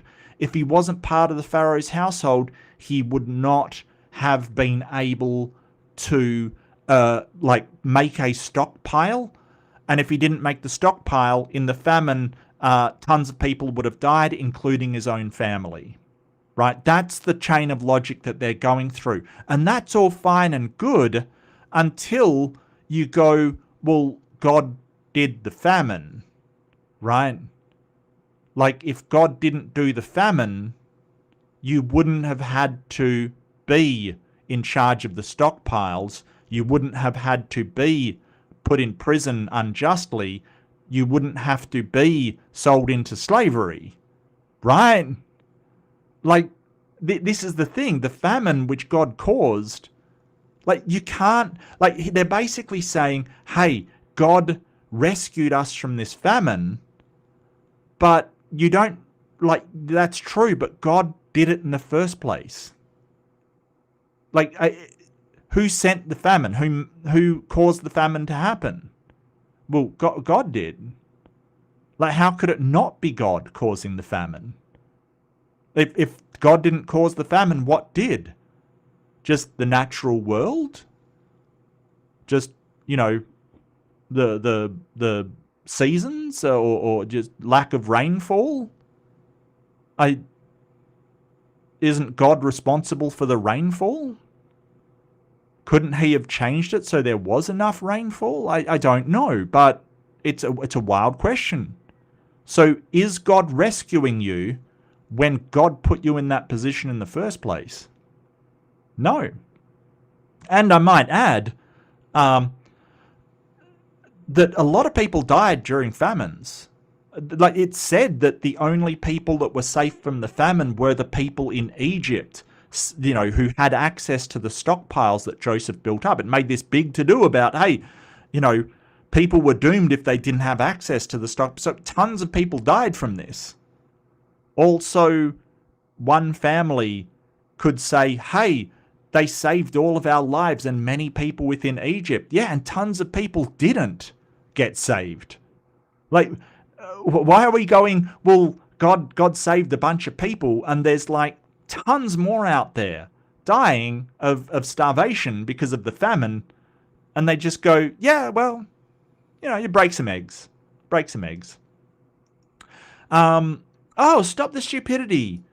You know, it isn't stupidity. For $20 US, thank you so much, STS. I really appreciate it. That means a great deal, and it really helps. My weekly tithe to the Church of Reed. Look, if that's 10% of your income, I am... So we all know now that Stop the Stupidity makes $200 a week. You rich bitch. That is. I think you're being underpaid, STS. Whatever job you're doing, you're being underpaid. Quite frankly, I'm pretty certain that's beneath. I'm joking, of course. I really appreciate it. I really appreciate it. That's awesome. But yeah, I wish I could have a weekly tithe for doing nothing, or just standing up in front of a pulpit and sound saying some truisms, some deepities, Like, when you look inside, you find the person that you were all along. And God makes you that person. All you have to do is pray to... I would make a fantastic preacher and pastor. I would make a fantastic preacher. In fact, it's really odd, because in my debates and the things that I have done, a lot of Christians have said you should come over to our side. You'd make a fantastic pastor, a fantastic preacher. And... the question I have, does it matter if I believe it or not? Like, if I don't believe in a God, and I don't believe that Jesus rose from the dead, but they're like, oh, you should come over to be a Christian, and, you'd make a fantastic pastor. And it's like, but I don't believe it. How can you be a fantastic pastor if you don't believe that thing? That just is wild, right? It's just, what? It's like saying, hey, you'd make a fantastic gay person, and you're not attracted to the same sex. It's like, what? Yeah. But thank you, STS. I just get bewildered by that kind of stuff. Awesome. Thank you, STS. That's awesome. You know what? I might, if I've got a free emoji slot, I might make Stop the Stupidity emoji slot, because Jesus, like, that is the catch cry for a new generation. Stop the stupid, stop the idiocracy. Wow. However, I did actually cause the famine, which endangered all of their lives, and a great many people did die because of it. As I mentioned in previous posts, a lot of people have been very upset about that. Yeah. You can't claim... Look, you can't be an arsonist, set a fire, save a few people, and then say, what a great person I am. Aren't I wonderful? No, you're not. If you're the cause of the calamity, and you save people from it, you're not a great guy. In fact, you're an asshole. Like, absolutely. It's not like we don't do this. We don't cause a landslide and save people and then go, well, what a great person I am. If in fact God has control over everything, then he's the one that caused the famine or didn't stop the famine. The fact that he saved people from it, he could have just prevented it in the first place. That doesn't make you a hero. It makes you the villain. Eventually Joseph died, but before he did, he reassured his brothers that I would aid them in returning to the land promised to Abraham, Isaac, and Jacob. Yeah, about that.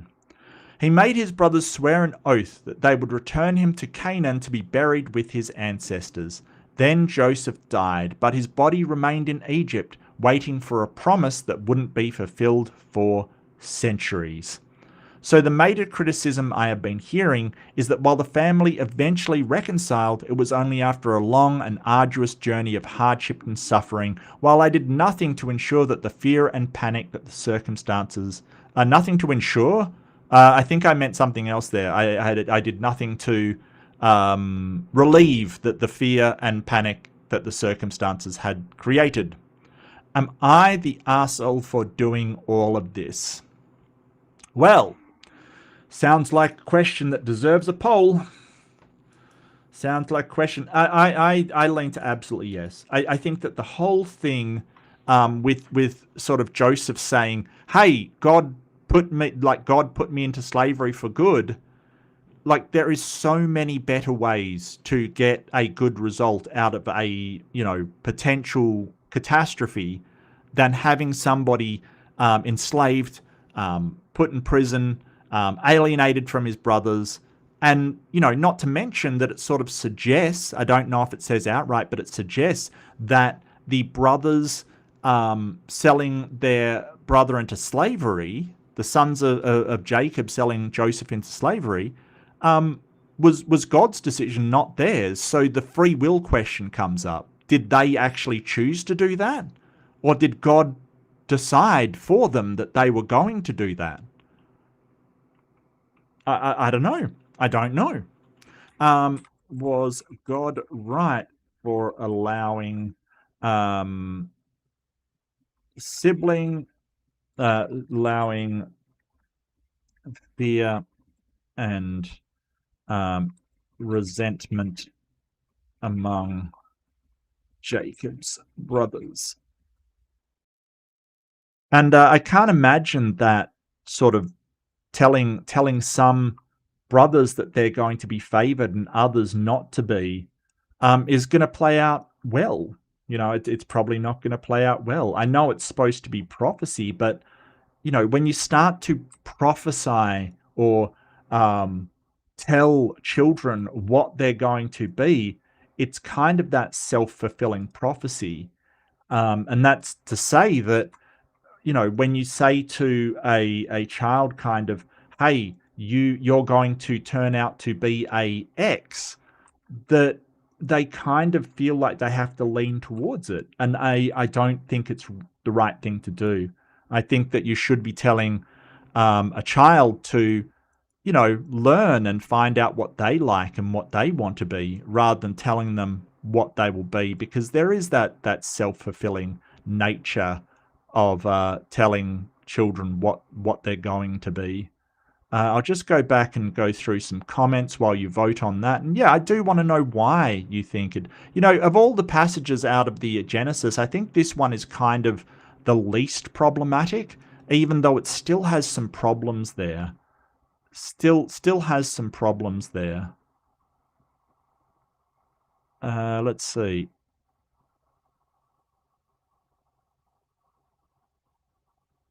And again, welcome, Tori. Cancer is MAGA. Yeah, I don't look.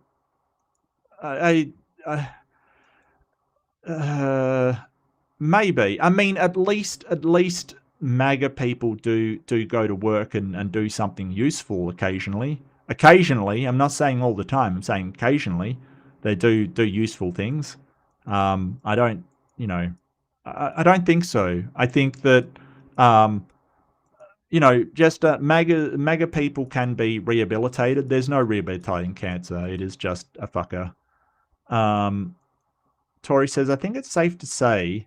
Sorry, my system's lagging out a bit. I'm kind of...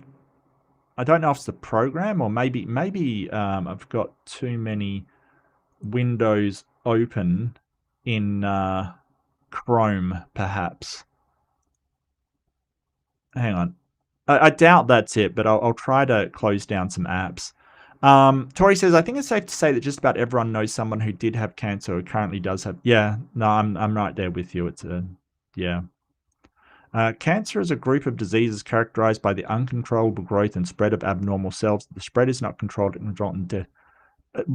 Like, Beck, stop just reading out like the like whatever AI you're going to. My guy, it is yeah, it is obvious. I appreciate that you want us to have more information, but yeah, I gotcha. It does seem like that. If that's just you talking, I apologize, but it seems that way. Wow, my program is just going crazy here. Shrem, they do have a protein marker on the surface that my immune can recognize. The immunotherapy amps up my system to attack. I'm an atheist. Yeah, no, fair enough. Yeah. So that's the thing about immune systems. Like, you do have like when the immune system gets amped up, it releases and I'm trying to remember the phrase for it, a cytokine storm, which it is so sort of lethal to cells that it kind of attacks your own organs and body. It's one of those things where you hope that the immunoresponse uses I can't remember the name of it. It's some other immune system, but when it gets to a cytokine storm, it's not the disease that's the real threat. It's your own immune system, which is just terrible. I get you, Sonic. It's yeah, it's wow. But and that's why there's immune privilege sites like your I know that your brain is one of them.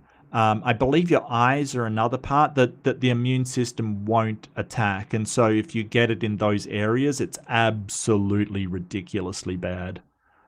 But good luck, all the best. I hope you hope things come out well. I really do, because fuck cancer. Dear. Sorry, just 1 second. Just gonna get my thing under control. My wife died because of her religious beliefs. Fuck God. Well, don't. There's no. Look, I don't like. Not fuck God. It's fuck people that take advantage of others. And I think that isn't just confined to Christians or Muslims or any religion. I think that there's a lot of people out there doing that. It's just, yeah, I find it very harmful. Sorry to hear that, Beck. My heart goes out to you, mate. Cancer is proof there is no God, says Beta Ray. The verse reads, no harm will overtake you, no disaster will come near your tent. Yeah, well, the thing about Psalms is poetry. It's meant to be taken metaphorically. So Psalms is one of those things that people will quote. And, I get you. If there's metaphorical stuff in the Bible, why isn't the rest of it metaphorical? But Psalms is kind of written as songs or as poems. It is supposed to be an artistic endeavor, not sort of taken literally. But, it is a good point. The Bible does say that. But I think Psalms is one of those things that you have to say, well, it's more like song lyrics than any kind of actual recording or actual thing. He's a silly fuck. Intelligent design my ass. Yeah, no, there's a lot of reasons why intelligent design is not a thing. And my favorite shroom is the recurrent laryngeal nerve, which is the nerve that goes all the way down your body from your neck. It goes all the way down, loops around the aorta, and then back up to this far away from your neck. It's crazy, right? Like there's no reason for it. And in a giraffe, it's even more ridiculous. That's probably my best example of non-intelligent intelligent design. Of stupid intelligent design. Hey Brenta, good to see you. And Journey, yeah, always good to see you. Journey, always good to see you. Welcome to My Unfinished Bible. Same as everything in Aussie looks cute but will absolutely fuck you up. Yeah, I don't think that's true. Some things just look cute and are completely harmless. Like quokkas.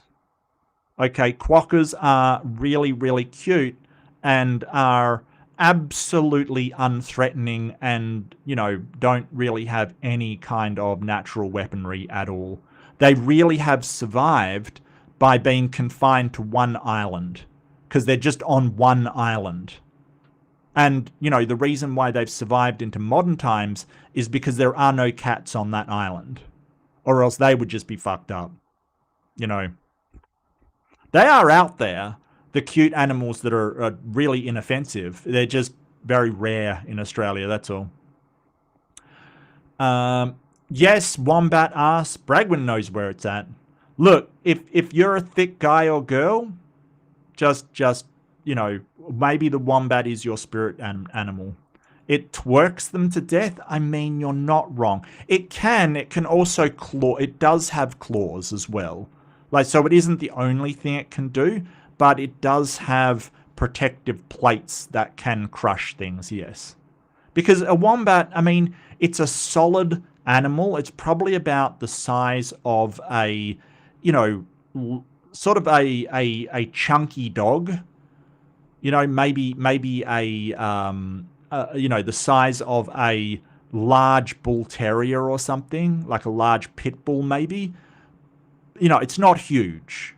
It's not a huge animal, but yeah, it can.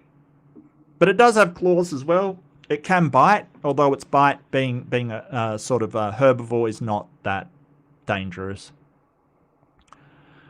The really cool thing is that science has progressed so well over the years that cancers are becoming more and more probable to be survived nowadays. Yeah, absolutely. Absolutely. And like the thing about it, I would put miracles up against medicine any day of the week. You know, like Jesus cured one person of leprosy. We have all but eliminated, you know, maybe there's a few cases in remote parts or underdeveloped countries, but we have essentially almost eliminated leprosy just due to advances in hygiene and understanding pathogens kind of thing. Like we've all but eliminated it just with that. And, you know, that's apparently something Jesus couldn't do. So I think that when you start to stack up medicine against all these other conventional stuff, people will point out the flaws in it. But if you look at it over a long time period, they don't acknowledge just how incredible it has been. And, you know, eliminating smallpox. Smallpox killed a ridiculous amount of people, and we basically eliminated it. Just, you know, really, really good stuff. Yeah, back on the AI.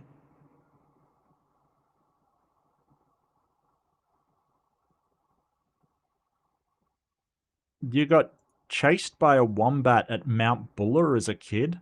Mount Buller is in Melbourne, or it's in Victoria. Sorry, isn't it Victoria? Mount Buller.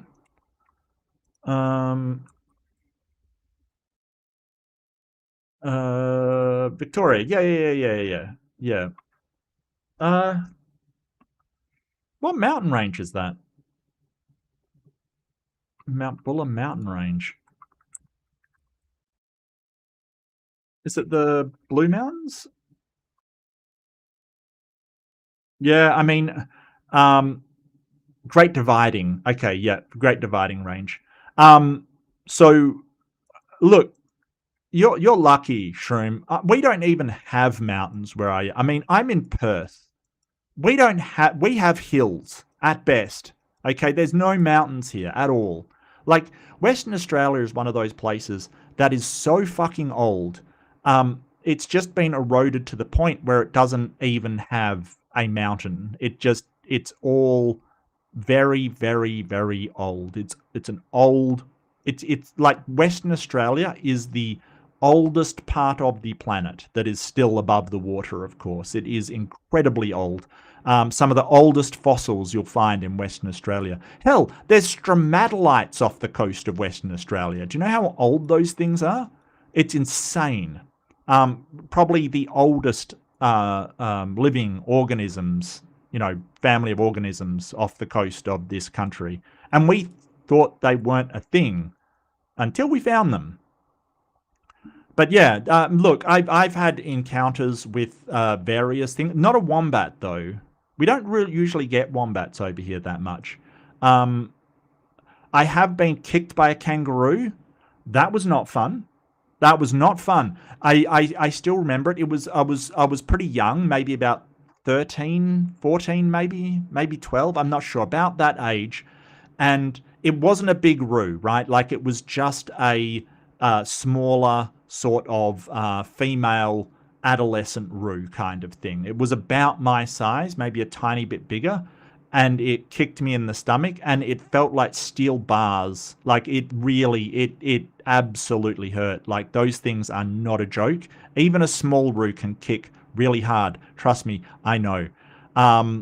So yeah, it doesn't surprise me. I mean, I've also been, I don't know, when I was little, I was upset because I visited Sydney and a bin chicken stole my hot dog at Taronga Zoo. I was mad. I was really upset. Like, I swear those people, I swear the people at Taronga Zoo, so if you don't know, a bin chicken is an ibis. It's called an ibis. And it's basically a bird that has decided to fill in for the pigeon population, right? Like, it's basically this absolute tool of a bird that is the stand-in for. So that's basically the pigeon of Sydney. Okay, that's basically the pigeon of Sydney. And one of those stole an entire hot dog from me. And I was upset. I was not impressed at all. All right, those fuckers, I swear, and they go through bins and stuff. We get ibises in Western Australia, but they don't do that. They don't go through bins and stuff. This is a highly aggressive Eastern States fucker that steals food out of children's hands. Look, I'd rather deal with an emu than one of these things. They are just a menace. They're a menace. I'm sorry. I still have scars. All right. But yeah, no, I gotcha. Wombat, dang. They can get up to a fair clip as well, from what I understand. So yeah.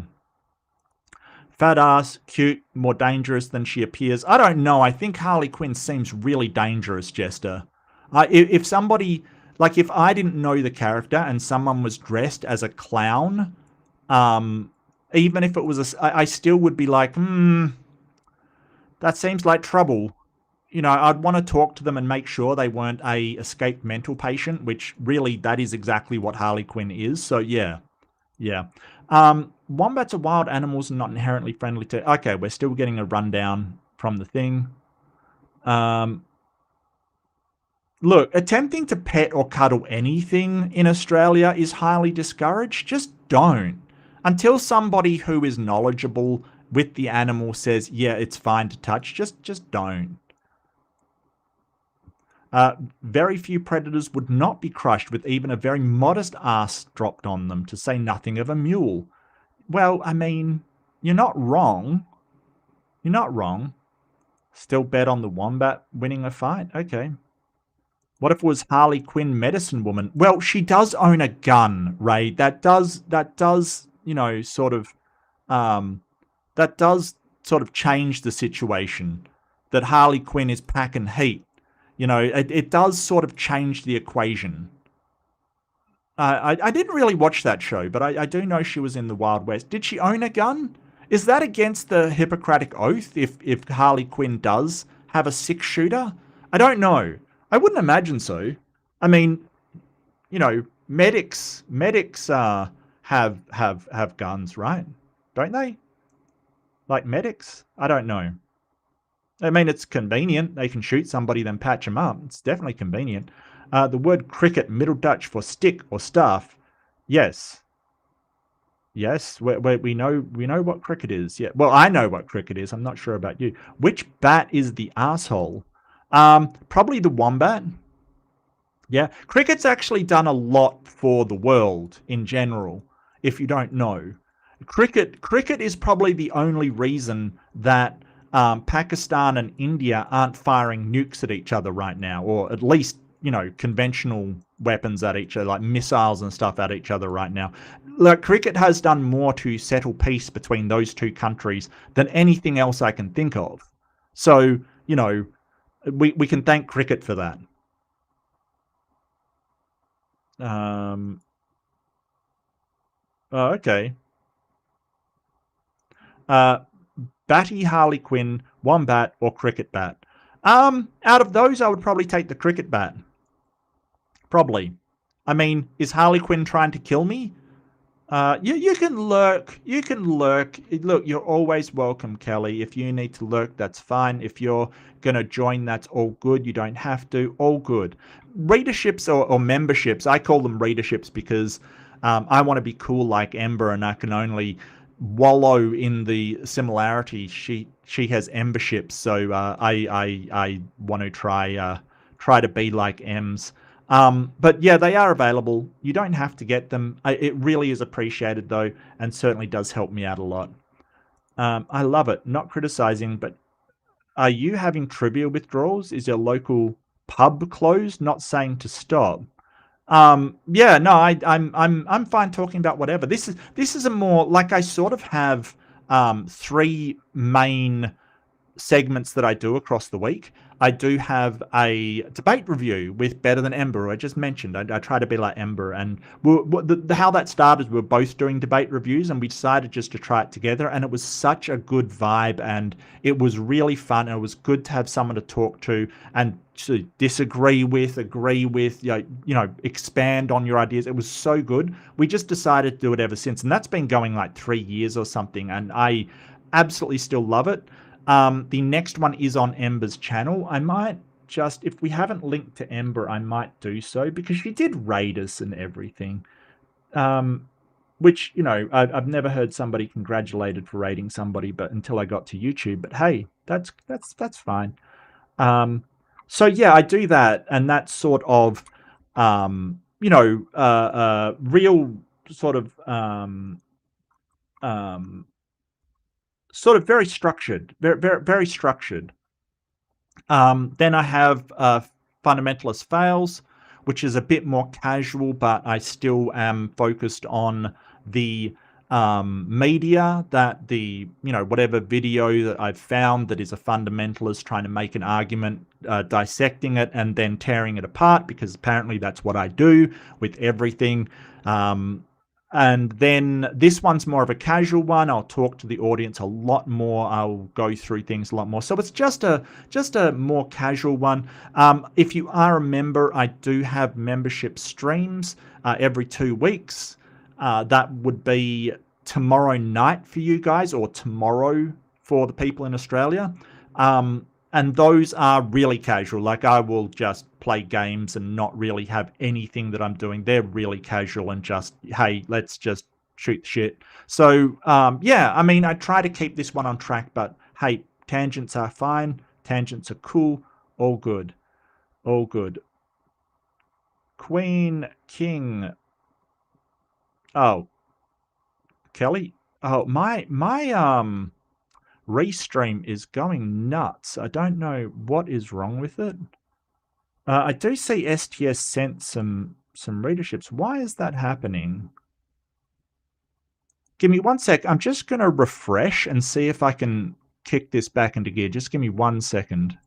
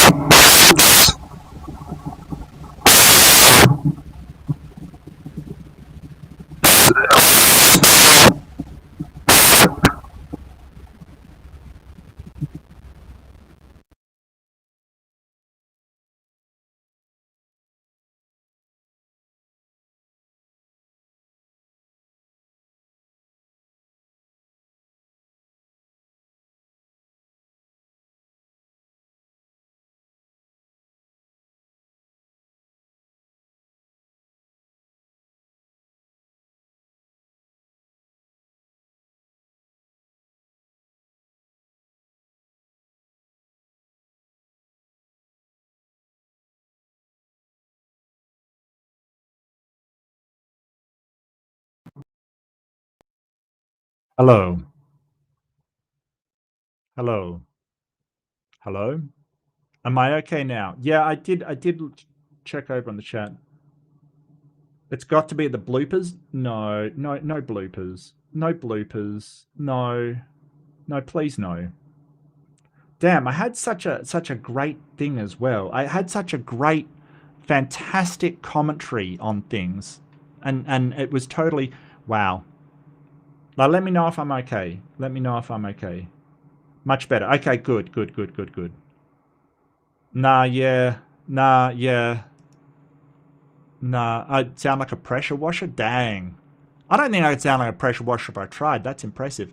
Make it stop. Okay, so this is in relation to sounding like my program is absolutely screwing up, I guess. Wow. Kill it? Air duster? Wow, okay. Okay, audio equals bad. Satanic messages? Dang. I don't speak air hose, Mark. Oh, that's hilarious. I am stuck in the past. I am trying to get through the comments. You know what? I'm just going to skip to the end because, yeah. Look, I don't know. I'm do apologize. It's all gone to shit. It's all fallen downhill. We'll recover this. It's not completely gone. Why do I not have? Oh, hold on a second. Fan funding. Eric sent in 20 gift memberships? What the? Okay, I can't. Why can't I see it on the screen though? Did it reset the chat? Okay, that's wild. That's wild. Okay, it's not coming up with those memberships, which is just wild. Okay, so it didn't come up with those memberships, so I'm going to have to do something creative. And dang, we always hate it when Mark does something creative, but I'm going to have to try and find out who they went out to because I can't see them going out to anybody. Why can't we see them going out? Were you ripped off? Were you ripped off? I think they ripped off my mate Eric's memberships. That's wild. That is wild. Let's see. Did Jester just get one? Jester, did somebody just hit you with a membership? Oh my.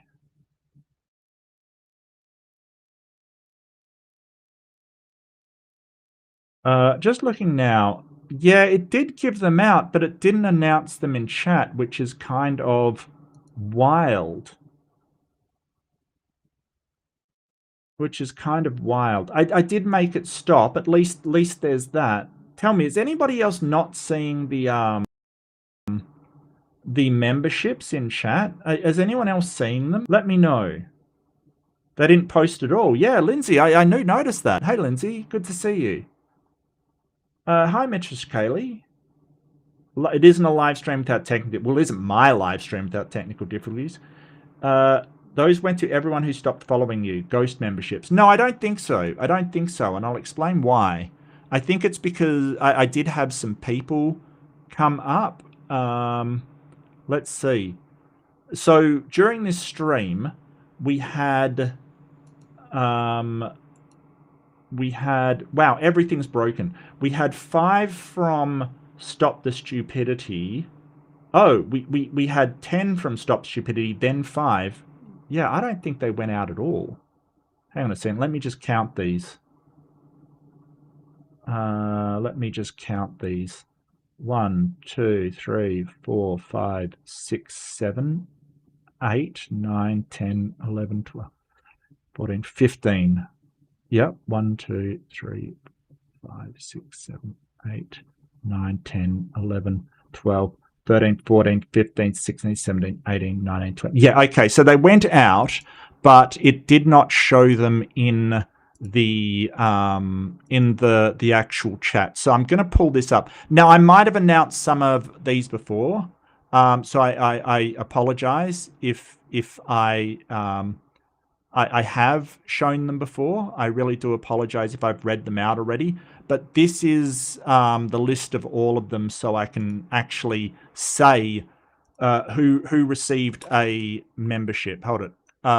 So those went out to, I think, because apparently YouTube wants to screw me, I think Janet Morrog, Mark D. Atkinson, Troy Martin. I know that Billy Manilli was read out. Lily Denshoes, Ninjester. It's Whoop Whoop. Wow, that's a name. Shoop da Whoop. The Trib, Mr. Muddled, Celsius Reborn. I know that we read out Kids Love Satan. Siska T. Gazlam L. A Lizard in Crimson. Jedi. I know we read out Caitlin. Phil 42. Full on metal, and I think that's head. I'm gonna say it's head because I can't widen the margins. Full on metalhead. I know we did the Jaden. Johnny 46.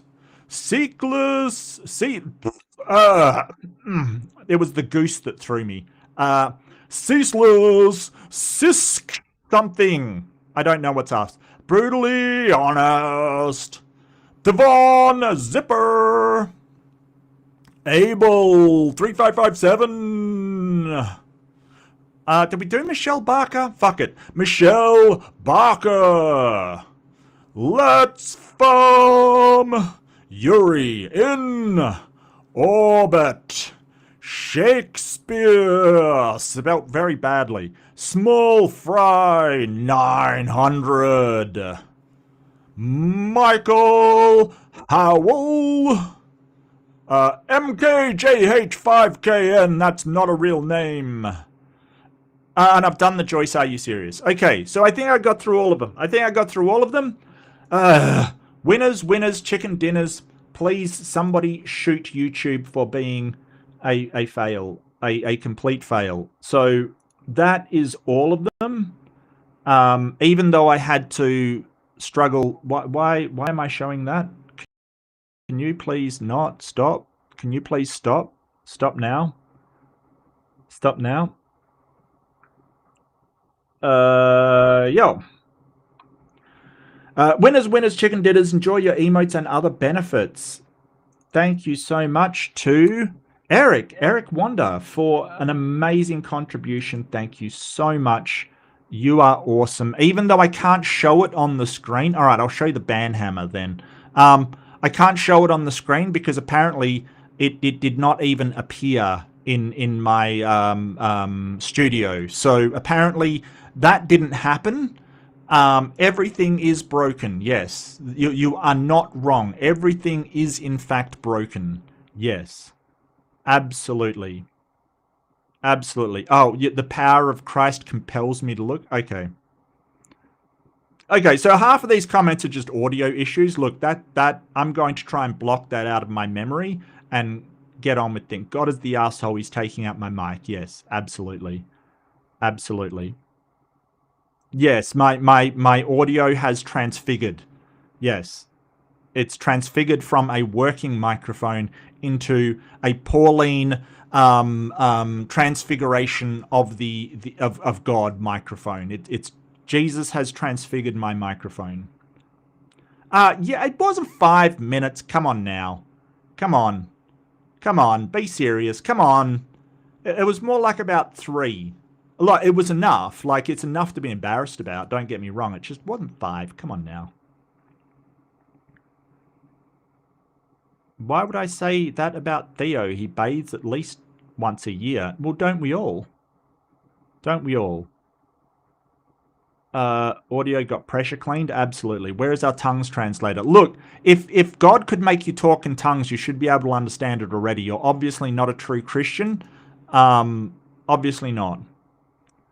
Yeah, it's balked, okay? Audio is screwed, yes. I feel bad for him. Lies. Did it, see how long? Look, I noticed. Wow. Okay. This is like a running commentary of how much my show has failed. It's just amazing. It's amazing. I love it. It's just incredible. I was out for a good while. Yes, I do acknowledge that. We didn't hear the whole half an hour on my post. Yeah. What was your post? I've completely forgotten. What was your post? What was your post? I don't want to miss anything, but at the same time, that's pretty bad. That's pretty bad. What was your post? Oh, I can't even see what it was. Hold it. I'll go back on this one.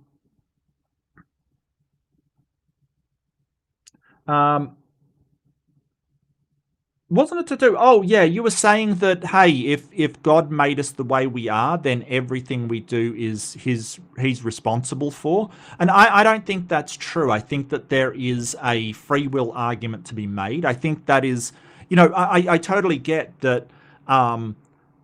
It might be his fault by the way we're made, but I think we're still responsible. So I do acknowledge that, hey, there's an argument to be made. If God makes us all susceptible to sin, then the sin ultimately he is responsible for. But I don't think I don't think that that is true if you consider free will, because people are born to parents that completely suck. People are born into circumstances like poverty or a crime family or something, and even though it might not be their fault that they do that, they're still responsible for their own actions. So when you sort of say God's ultimately responsible, I think we've got to do a differentiation between fault and responsibility. Like, it might be his fault the way we're born, but ultimately we are responsible for how we behave if we have that choice, right? Like, so responsibility is all about who has the who the onus is on to behave in a certain way or do a certain thing, right? So when you're talking about fault and responsibility, like if somebody comes in to a shop that you're working and they've got a complaint, maybe you work in a clothing store and the clothes were ripped after one day of use or something. That wasn't your fault, but ultimately, like, you are responsible for what action you take in that circumstances. Like, you are still responsible for that. So there's a big difference between the two. And I think that if you do actually have free will and you do have the choice of being moral or not moral, ultimately, like, you still are responsible for that, even though it may be God's fault that you can sin in the first place. I totally get that. But I'm not sure about responsibility. I think that, you still are responsible. Just because you do have that choice. You do have that choice in the paradigm. But I mean, I don't think there's a God, so I don't think that a God is responsible for anything. I think that a God is just an excuse people give when they do not understand what the actual thing is. It builds caricature. Shroom, how dare you? How dare you? Now he gets to the first warnings. Okay, I know I'm behind. Just, we can't see it. YouTube took those. No, it did not. No, it actually gave them out. I did count the amount of memberships that were given out today, and it was the right amount. It just did not announce it to us. We don't need to know about the machinations and, the YouTube algorithm works in mysterious ways. Don't question it. Just have faith. All right? Absolutely. Yeah, everyone that stopped following me. Look, you're gonna need to donate more memberships if you're gonna give them to everybody that stopped following me, mate. It just yeah. We didn't notice because of Audio. Woohoo, that's a great birthday gift. What? Yeah, okay, yeah, cool. Yeah, you did get one, Jester. Yeah, and so thank Eric for that. That was Eric. Definitely was Eric. I think. In regards to the stream title, I generally find it almost impossible to spot moments where this god character isn't being an asshole at the minimum. Yeah, no, absolutely. Yeah, I get you, and that's why. Actually, Stop the Stupidity. He was very generous today. He is the one that suggested it because when you're doing sort of, is this immoral? God's one of those characters that you struggle to find moral things that he's done. From the very start to the end. I would think that the New Testament probably has more of that. If God is then Jesus, I think it would probably have more of that. But in the Old Testament, it is one of the most, out of all the characters in the Old Testament, he is one of the most reprehensible, one of the most immoral by today's standards. And he does things with absolutely, I think just the lack of awareness of anybody's suffering is just horrible, absolutely horrible.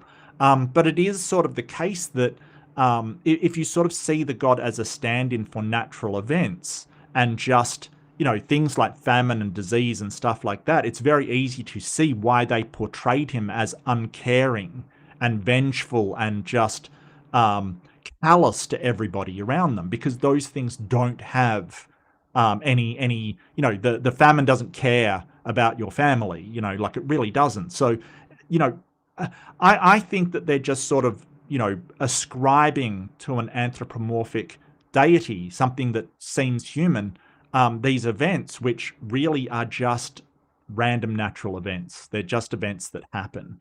So I think that is the reason why he comes out as so callous, because nature just is. That's what I think, though. It's fun when he doesn't speak in third person of himself badly. Now you're out of sync. Look, major lag. Oh, for fuck's sake. All right. You had a speech for 10 minutes on my comment we didn't hear. Oh, great. No free will if God is an omni-nax deity. That is a good point.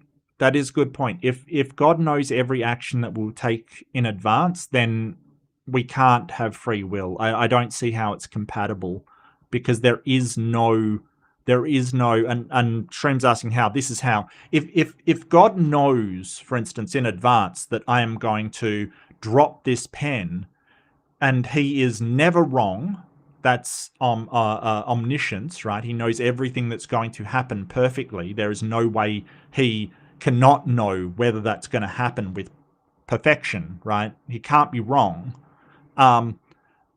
Is there any possible world where I don't drop it? And the answer is no. I have to, right? Like, if a god knows that I will or will not drop the pen, is it really a choice that I do so? Because since the dawn of time, God has known the answer to that. There's only the illusion of choice, because that has been preset from the very start of God's existence, because he knows the outcome of all possibilities. So there is no possible way that I could choose not to, right? Like, there's no possible way. It just means that if somebody knows the future and how things will turn out, that is you don't have a choice over it. That's what it boils down to. Oh, Stop the Stupidity gifted 5 readerships as well. Thank you, STS. I'm so sorry. I did miss that while my program was shitting the bed. But I think I read them out, because I read out all the ones. I did read all of them out, so it was probably 25 or so I read out. Out of sync. Oh, for fuck's sake. Hang on a sec. Let me just live it and see how I'm doing. Yeah, look, I'm gonna wrap it up here. I'm not gonna try and salve it. I'm just gonna wrap it up, and hopefully I can fix it by next segment.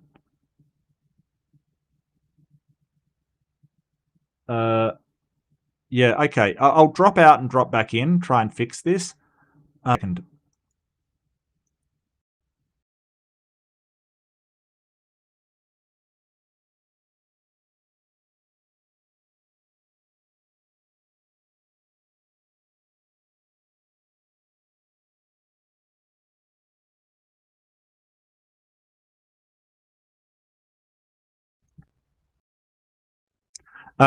wait while my audio absolutely craps the bed again, and we're back to square one. Uh, I'm really just trying to salvage the strip. You know, it was going so well right up until the point that Eric Wanda donated 20 memberships. So I'm going to blame him. It's all your fault, Eric. I, uh, I, how dare you? How dare you mess up my stream with your generosity? Look, this is you're generous to an atheist and then God smote me. It's all Eric's fault. And stop the stupidity. I mean, we all know it's this entire thing is his fault. Let's face it.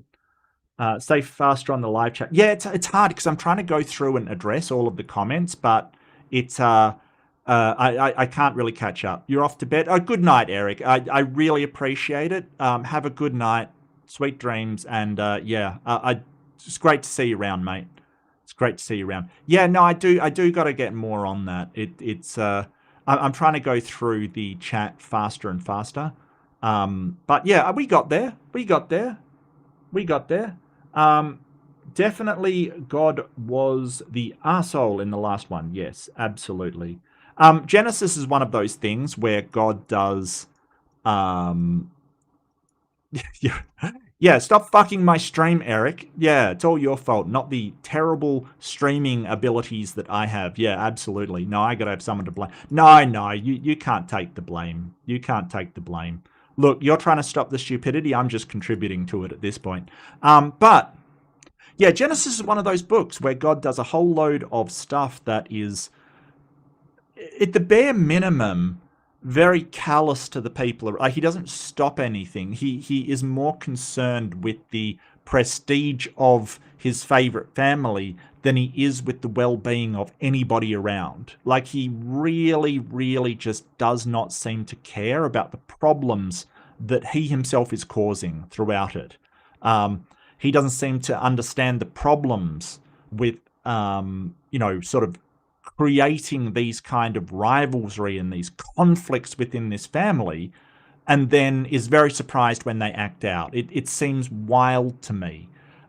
He seems to not correct anybody on the nonsense that they're doing. He guides this family for a large part of Genesis, but he doesn't bother to tell them that they shouldn't marry their cousins. Like, it's really weird, right? Like, that is a recipe for disaster, considering that three generations in a row are inbred in that particular family. The Bible makes it explicitly clear that Abraham marries his half sister, his descendant Isaac marries his cousin, and then like his cousin once removed, and then um, Jacob marries his first cousin. Like, they make it explicitly clear that that is what happens. So it's just kind of wild, that he wouldn't step in to stop that. He doesn't, sort of step in to help anybody else with the famine. He just, like, who cares? It's wild. It's wild. I think, though, seen through a lens of a family that is trying to sort of tell stories about their prestige, about the adventures that their ancestors had, and why their ancestors deserve this acclaim and this honor in that world, makes a lot of sense. A friend of mine, who is a wonderful friend of the channel, Dr. Kip Davies, wrote a book called God's Propaganda, and Genesis is one where you absolutely see that coming in. My family is the one that will be great and will be, sort of favored by God and all of this stuff. And in that light, it is the descendants of Judah and the descendants of Joseph that are sort of writing why they are the special ones, and why the descendants of Simeon and the Levites are not the favored family. All of it speaks to sort of tribal rivalries and how they portray themselves in this world. That, hey, the gods favored my family, but, you know, the Joneses over there, God doesn't like them very much compared to us. And it's a tale as old as time, apparently, according to the young earthers. But yeah, so that was the last passage of Genesis. Like I said, next episode we'll be on to Exodus, which doesn't get much better, and I would argue is probably worse. But yeah, that should be really interesting. Exodus is one of my ones that I will go to sort of go how most of the properties that are given by God, like this moral, this moral character, this sort of unwillingness to cross people's free will, or to allow them free will and to make their own decisions and make their own mistakes, and, you know, all of this kind of stuff. I would think Exodus is one of the ones that I would go to really hammer home how he does not do that throughout the entire book. But that should be interesting. So join me next week with Exodus 1. Exodus 1. Now, we got through, that was a huge book. Thank you so much for joining me. If you like and subscribe, I will be eternally grateful, until I die, of course, and then, you know, you're off the hook at that point. But I will be eternally grateful. Thank you so much for coming. A big shout out to Stop the Stupidity for being so generous. A big shout out to Eric Wanda for being so generous. A big shout out also, I think Jester did a super chat in there somewhere. Yeah, big shout out to Jester and My Unfinished Journey for their contributions. It is greatly appreciated.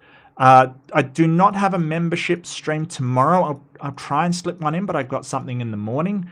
I'm not sure I can, but thank you so much, everybody. Don't forget, be kind to yourself. Look, you know, we all get into ruts, into dumps. People are going through a lot. Lots of love going out to Shroom, who's going through a lot. Be kind to yourself. Treat yourself well. If you're not coping with something, don't, you know, tough love is not something you should be doing, especially on yourself. If you are a mess, acknowledge it, you know, sit for it for a while.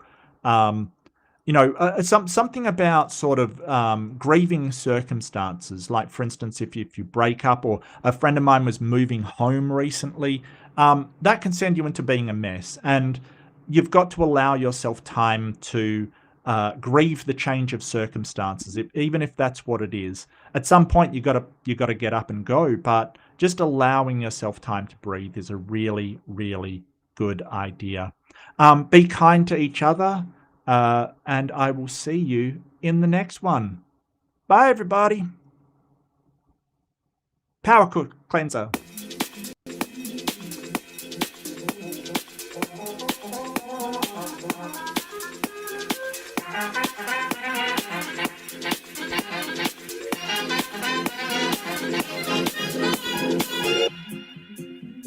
To what new horizons can we look now?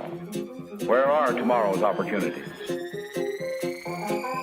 The frontiers of the future are not on any map. But now, what's ahead of us?